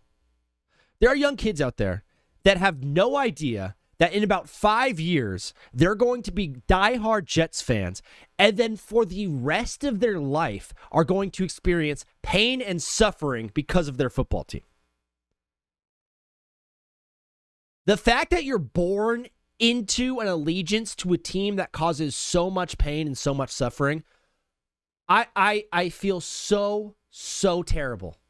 I feel so awful for anyone born into what the Jets are. That is awful. That is horrible. If I'm Fernando or Dante Moore, if I'm Fernando Mendoza or Dante Moore, I try as hard as I can to avoid going to the Jets. It looks like Fernando's going to be the number 1 pick, which means Dante Moore might go number 2. I legit will probably play college instead of go to the Jets. Yeah. I would much rather probably just play college than go to the Jets. Sugo dropped a stat in here. Oh my gosh. Look at this. Thanks, Mr. Wolf. See you later, bro. This was the Jets this season. League leader in the team leader in passing was Justin Fields with 1,200 yards. Breece Hall barely had 1,000 yards rushing. He had a decent year. Garrett Wilson was their leading receiver with 395 yards. This is just horrible. What's a middle of the back team? Let's compare that to just the let's compare that to the Bucks. Didn't even make the playoffs, okay? Compare that to the Bucks. I don't do that. Here we go. Baker had 3,903 yards passing. That wasn't a very good example. But, hey, you can't bat 1,000 on this show. Jeez, dude. Yeah, the Jets are abysmal. My whole thing is like, if I'm a father, what I want to be as a father is the best possible example of a human being to my son as possible. I will drop everything once the day comes just to be there for my kids. By allowing them to become Jets fans, I think it's like a bad parenting move. Letting your kid be a Jets fan is just a bad thing in general. It's essentially setting your child up for failure. I don't know about you, but when I'm a father, I want to set my kids up for success and not failure. Setting them up as a Jets fan is just like, hey, so my life sucks. I have a bunch of pain and suffering in it. Just because I made you with my seed, you are now going to suffer your entire life. Bro, I don't know why the Jets shouldn't be allowed to sell youth-size jerseys. They should not even dangle that carrot in front of these horrible, horrible people. These awful people. Browns fans, too. Allowing your child to follow in your footsteps, shame on you. People even are like, well, dude, the Raiders suck. I mean, not that long ago, they had an MVP-type quarterback on their team named Derek Carr. And they were good in the 80s. The Jets have never been good. The Browns have never been good. Those teams absolutely stink. To high heck. What is up, brother? You are live on TBWZ Widescreen Radio. What's your name? Where are you calling from? Yo, it's CJ. CJ, how you doing, bro? That's good. Yeah, what you up to today?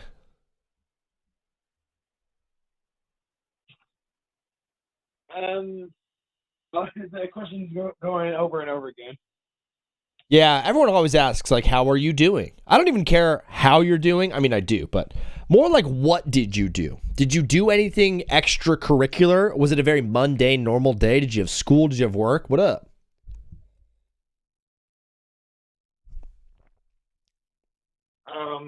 I had tests. I worked out a little bit today.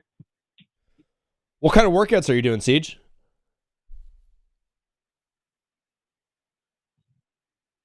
I just play a little bit of basketball. Dude, basketball is a great workout. Some good cardio. I plan on hitting the gym today. I'm trying to get as jacked as possible, as humanly possible. I'm kind of busting out of this shirt right now. I'm looking pretty fly. But dog, big weekend for sports. Are you gonna be watching the Final Four?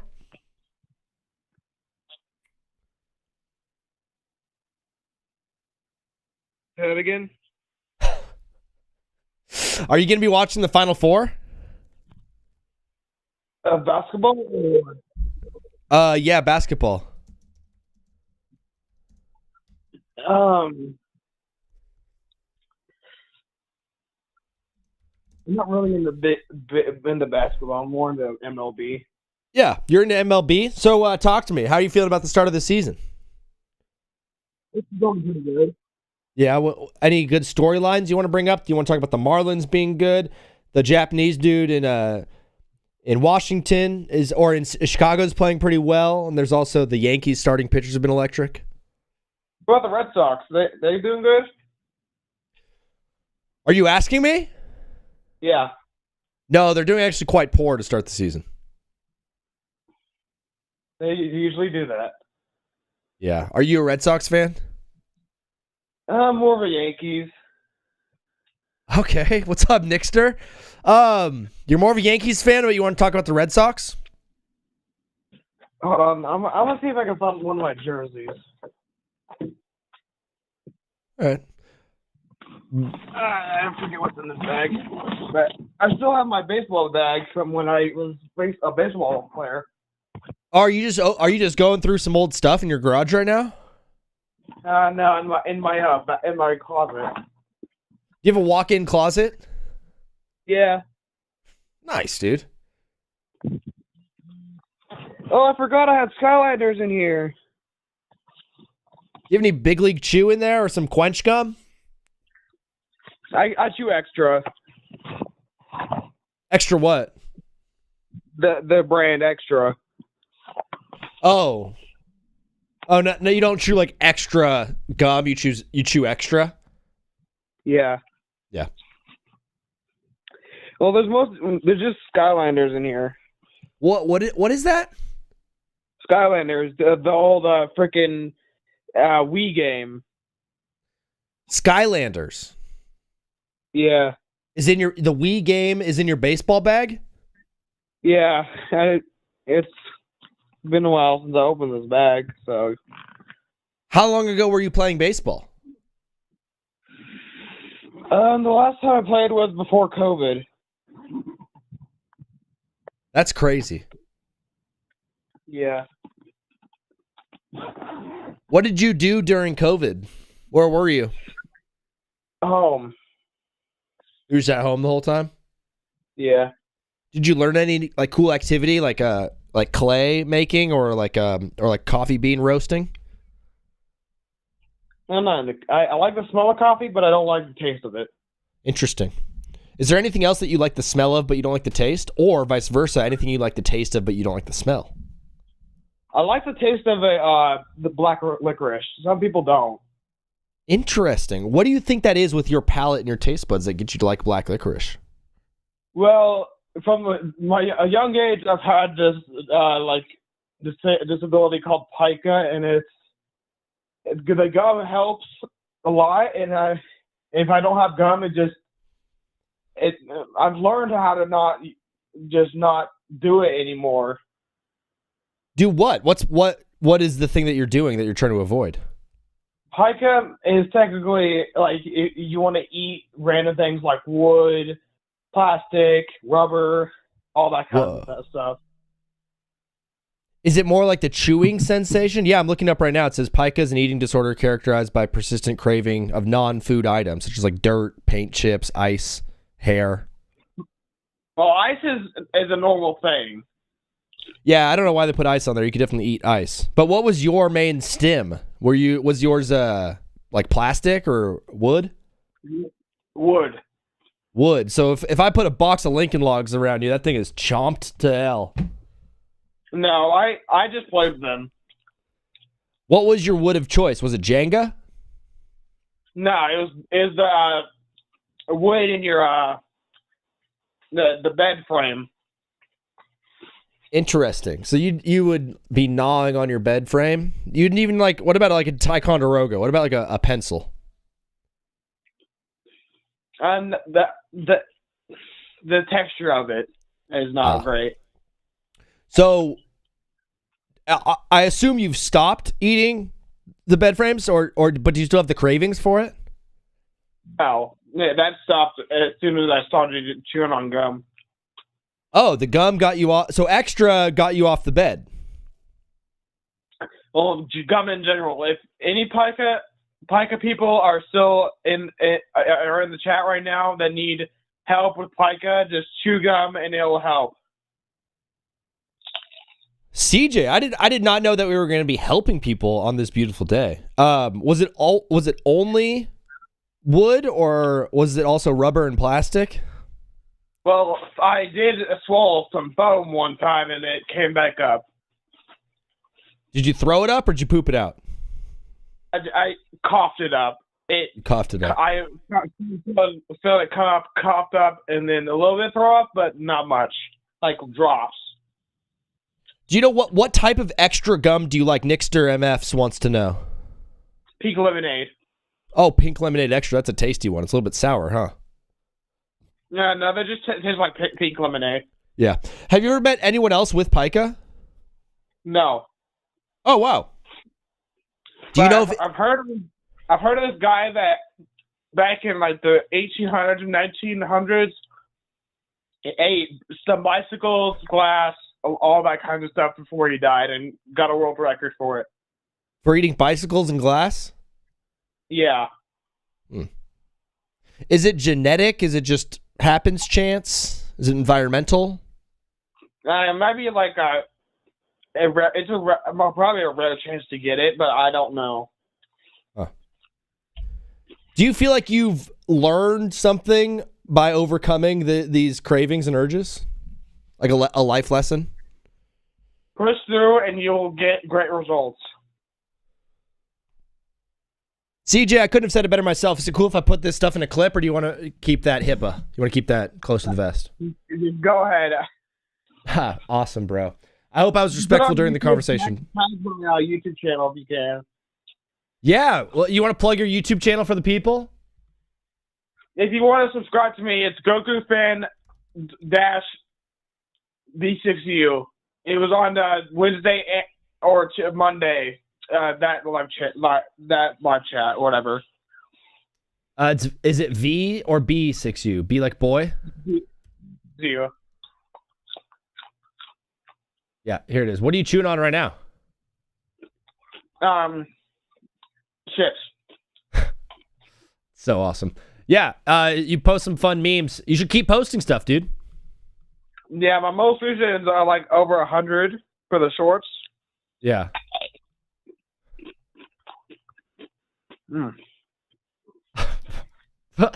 What kind of chips are those? Chili's chips. Chili's, like the restaurant? Or the chili cheese? Your dad works for Chili's or Frito-Lay? The restaurant. He works for the Chili's Corporation? He's a bartender. Oh, okay. Do you get free Chili's when you go visit Pops, or does he give you a free soda? Usually I'll get the bottled root beer every Pretty time. good. Have you ever had beer, like regular beer, before? No. I've smelled it, though, and it feels really good. Oh, you think it smells good? Yeah. Maybe since you like black licorice, you're going to like beer. The best one I've smelled is Coke and rum. Oh, you like this? You don't want to know why? It's because rum has a lot of like vanilla in it, so it kind of smells like vanilla Coke almost. Yeah. Do you know if you put rum in root beer, it tastes just like a root beer float? It's incredibly delicious. Huh. You think you're going to be more of like a whiskey man or like a rum man than you are like a beer guy? Or are you going to be a wine? Maybe a vodka. Maybe both. Are your parents, does your mom drink wine? Are they drinkers? No, they're not that fancy. No, they're not that fancy. Are you planning on smoking cigarettes when you get older? No. No. Don't want to get into that habit and get cancer. Do you think there's anyone that has pica out there that was a cigarette smoker that would just eat the cigarette butt after? I don't know. True. I mean, how would you? I don't even know why I said that, but already passed the 10-minute mark. We did, yeah. This is an electrifying conversation. So, the chips you're eating? Are they a certain flavored Chili's chips, or are they just chips from Chili's? Chips from Chili's. It's like a limey, salty flavor. Would it be the chips that you dip into like the chili con queso? Yeah, probably. Now, as a man who's had Chili's quite a bit in his life, I assume, what's the number one thing to get at Chili's if I've never been there before? Well, fruit-wise, it's those little oranges. Absolutely. First, I forgot to clarify, but I meant what fruit should I get from Chili's? So you clarified that one. You said oranges from Chili's? They're like about like a half an inch, and they come in like a little bowl. I know the little half-inch fruit. They're little like half moons, right? Yeah. Yeah, and they come in a little bowl. Dude, are you a fruit head? You like fruit? Best fruit you can get is those cuties from Walmart. Walmart cuties? Yeah. Yeah, I know a thing about a Walmart cutie. Come on now. My girlfriend works at Walmart. So, outside of fruit, though, what should I order from Chili's if I've never been there before? I'll try their burger. Just going classic cheeseburger? Yeah. What? Yeah. The heck just happened? Hold on. All right. We'll wait. Oh, my stuff fell over. Okay. It's crazy. Do you have any plans this weekend? Chill, game, normal stuff. Yeah, we're just going to chill hard and game out? Yep. Bro, CJ, thank you so much for calling into the show, bro. We're going to keep things rolling. Anything else you wanted to say to the people on the way out? I just wanted to ask you if you play Forza 5 on PS5, so I could just add you, play a little bit tonight. I cannot play tonight. I have an Xbox. It would still work. I don't have Forza, but if it's a fun game, you think I should download it? Yeah, you get the amazing looking cars and stuff.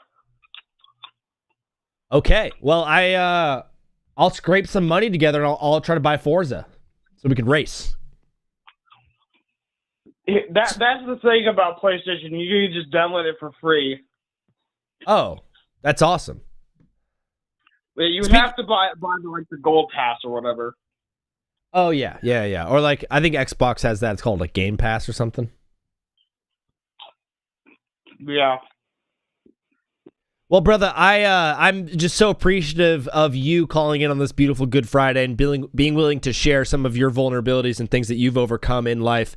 Like you said, push through and you will always overcome. CJ, electric stuff, bro. God bless you. We'll talk to you again soon on Monday. Uh-huh. All right. Later, bro. Enjoy your chips. Later. It's awesome. He hung up on me. I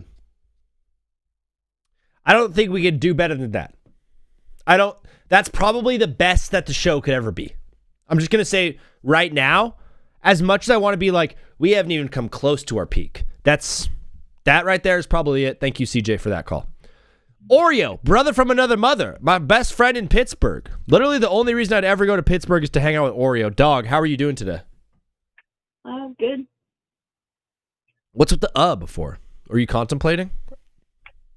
I'm tired, bro. It's so hot here randomly. It got randomly hot for like 3 days, and now it's like 70 degrees, and we don't have AC on because we didn't have it on. I can hear you clicking around with that controller. Were you playing games late last night or something? Is that why you're tired? Oh, yeah, they're a little too, and I went outside and played basketball for a little. Nice. You're on spring break, right? Yeah. That's what's up. Oreo, my guy, calling into the show. How hot? Nixter wants to know how hot it is in Pitt right now. He wants to know how hard it is in Pittsburgh. Like 75? And humid, probably, huh? Very humid. That's what's really making it kind of. Why aren't you guys running the AC? Expensive? Well, it's like, I don't even know. I think we are, but my room doesn't get it because my vent is covered, and I don't know where it's at. Brother, you got to uncover that vent. I have no clue where it's at. I'll have to, move everything. Yeah. Well, brother, you said you were saving your call for the end of the show. We are here now. We have 30 minutes left in the show. What did you want to talk about today, dog? We got the Final Four, NBA, Luka, all that. Yeah, the Final Four is really what I've been watching on. I've been doing a lot of stuff there. I've been watching, I went back and watched a bunch of clips of all the teams that are right now. You went back and watched some of the older games. You're in here watching film on the Final Four. Well then, brother, you might be the most educated man in TBWZ world. Can you tell us your thoughts on the Final Four? Who's winning? Who's losing? What's up? Well, I think if Illinois Stars play how they did against whatever team they played, I don't know, in the Elite Eight, I don't think they're beating UConn. I mean, UConn, I was watching part of that game. Their bigs are just, Terrace Reed Jr. is scary good. Yeah. And if they make it to the Natty and Michigan's there, that's his old school. He transferred out of Michigan, so he's gonna really be looking for, he's gonna be looking for that revenge. We're going revenge mode. He might go Joker mode. He might. He might go full Joker mode. And just to recap, Illinois did play Iowa.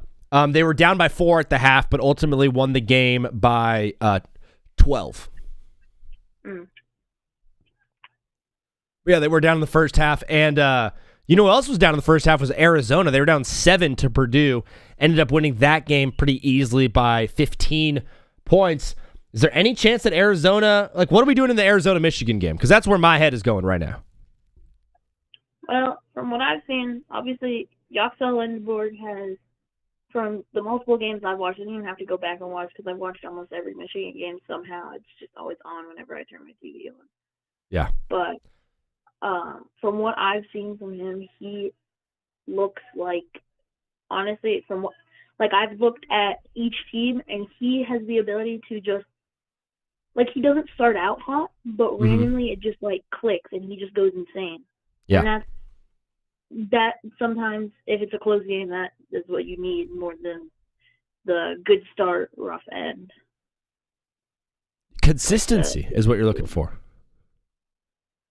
Being consistent game in and game out. Dude, I'm excited for the Final Four. It should be pretty fun. Am I crazy to say, and I don't want to be a complainer, I don't think this has been the best March Madness we've ever seen. If you take out that UConn Braylon Mullins shot, it's a pretty lame March Madness. The only other thing that I can really think of other than the Braylon Mullins is the Iowa run. The 2 games that they won, like, I think they beat Florida and then Nebraska, which is like, okay, cool, you beat a 1 seed and then you beat Nebraska, but like. Yeah, and then, I mean, obviously we had like St. Louis win that first game, which was fun, but ultimately it's like we haven't had a ton of storylines. No, I mean, if that natty is UConn versus Michigan, the storylines will be there because, I mean, obviously Terrace Reed Jr.'s old school. Yeah. And Braylon Mullins is from like Indiana area, so he probably like rivals, like what he used to root for probably rivals Michigan. Yeah. Yeah, there's storylines leading up to the Final Four. There just wasn't a ton of craziness to really hang our hat on this year, but ultimately it's just been really some good basketball. I kind of thought at the beginning that because of NIL we'd have a lot more disbursement of talent. It seems like all the talent ended up at these 4 schools. Like, these feel like the best 4 teams remaining. Yeah, I mean, obviously Duke isn't, but that didn't even feel like a good school. They almost lost to Siena. They almost lost to what was it, St. John's? Yeah. Like, that team was not legit. And then obviously Arkansas, if they didn't have to play Arizona, they should be here. They're definitely one of the best there. And sneaky Iowa State, that one guy from Iowa State. I is confused. Out against Kentucky. I think his name's Joshua Jefferson, actually. We got another Jay Jettas in here. I was watching, I forget who they played after Kentucky. I was watching that game. I think it might have been Michigan.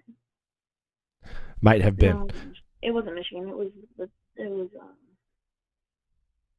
I think it was Tennessee. Bro, either way, Oreo, it seems like you're on top of the ball with NCAA. Some people might have joined in the middle of the call. Can we just get before you go, your final predictions for Saturday? Definitely, I have Michigan just because, again, Yoxo on the board, and then their one guard, I forget his name, he's been on a tear. Obviously, Arizona has Kobe, but I don't think that's enough. Braden Burry, so like. Burry's solid. Yeah, but then I got Michigan, and then, I mean, the Illinois UConn game was such a toss-up.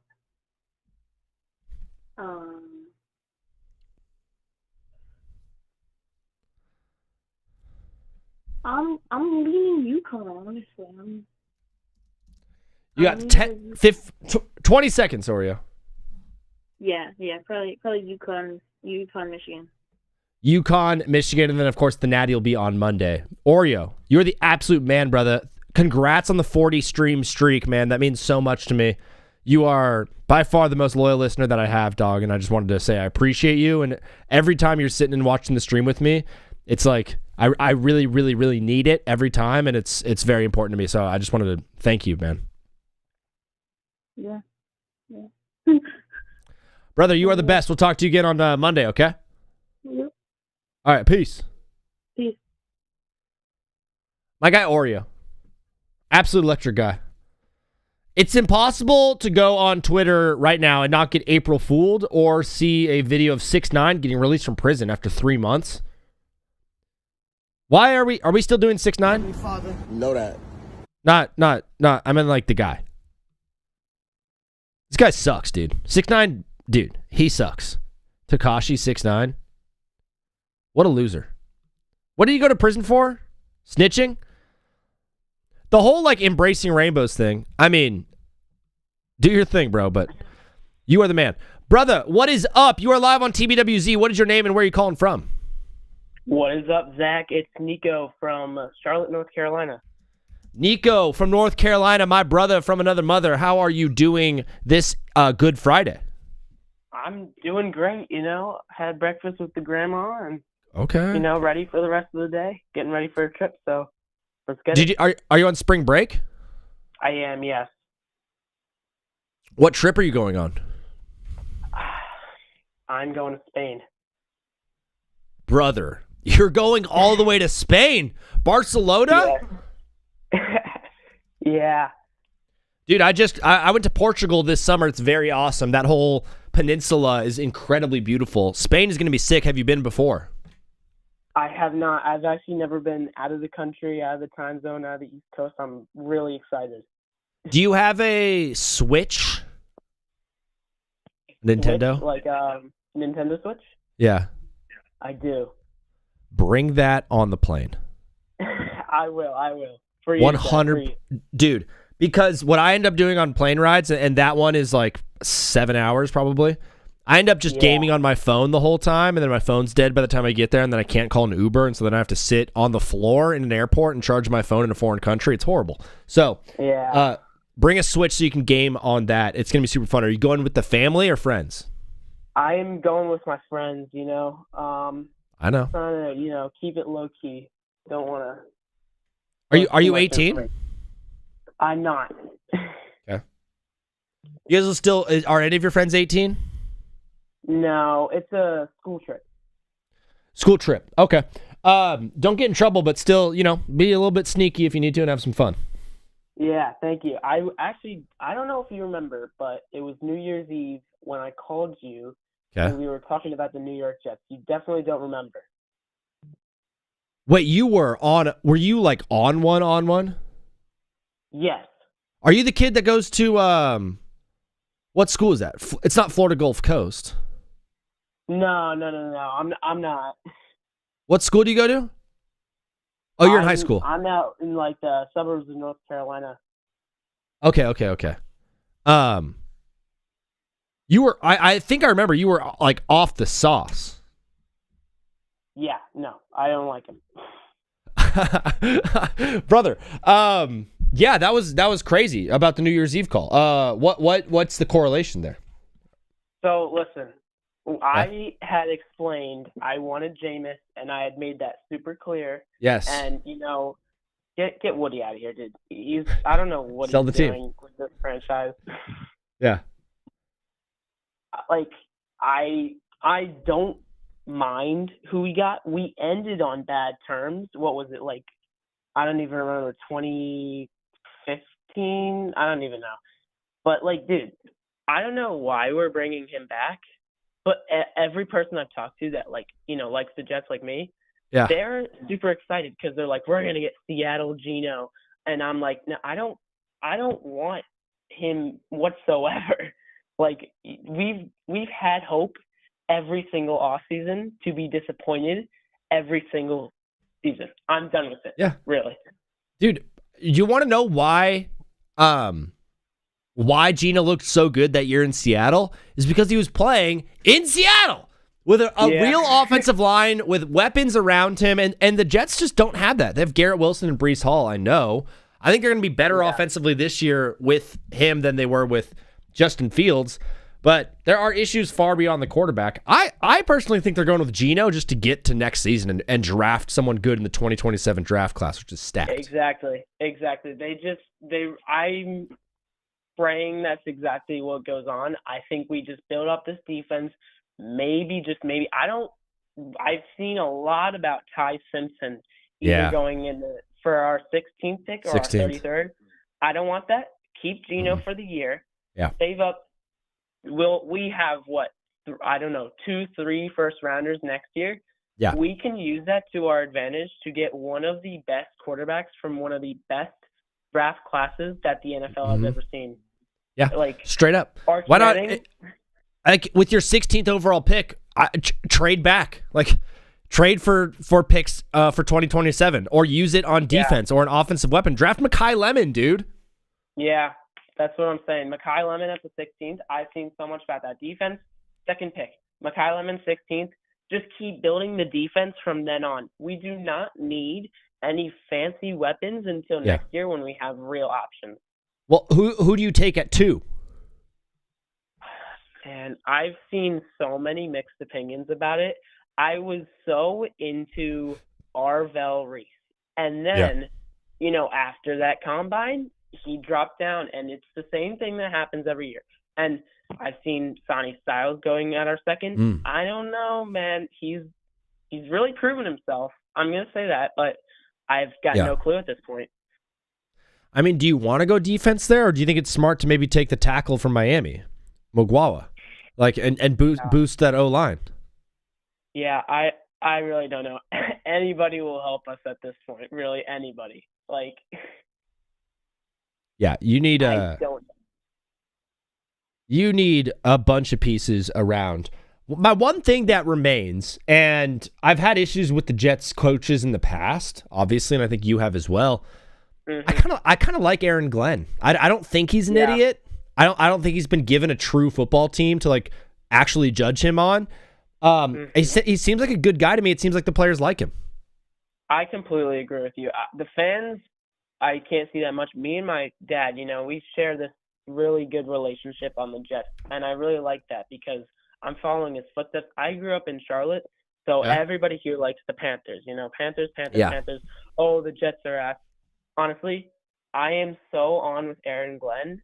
Ever since he's been in Detroit, he built up a legacy that will last for the next 5 to 10 years with such incredible offensive and defensive lines. It's amazing, and I'm hoping that he can pass that to us to build up such a wall, just a wall. I don't want these guys who are slipping and falling. We had third string defense out for a majority of the 2025 season. That's part of the reason we didn't have a single interception. But if he can just build these lines, it's looking great. Got to beast up the O-line. You got to get some pieces on defense. You got to add probably another pass catcher. I like where you're at with the running back room. It's really just getting that franchise quarterback and putting that guy in there, but you believe in Aaron Glenn, and I am absolutely with you. Nico, so glad to hear back from you, dude. It's so awesome that you were tuning back into the show. I really appreciate that. Any predictions for the Final Four on Saturday? Man, I'm really liking, that UConn team after they beat Duke. I was livid. I'm a UNC fan. Beating Duke is my favorite thing to see. Yeah. So I'm really for UConn, and I want to see them win. Really. UConn take the whole thing, brother. Nico, you are the absolute man. God bless you on this Good Friday. Thank you for calling in the show. We will talk to you again on soon, hopefully Monday. Yes, thank you. Keep crushing it, Zach. Thanks, dog. Peace. See ya. What is it? What if I wanted to break? That sounded horrible. Laugh it all off in your face. What would you do?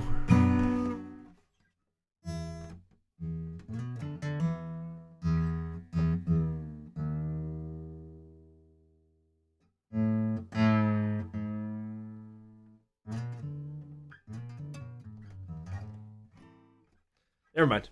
I was going to sing The Kill for you, Big Hunt Dog. I can just do karaoke for you, I guess. All right. I'll do some karaoke for you, Big Hunt Dog. For all the people that are watching on YouTube, shout out to you. I love you so much, but I cannot do karaoke and be on YouTube live at the same time. So if you want to come over to Twitch, finish the show with us,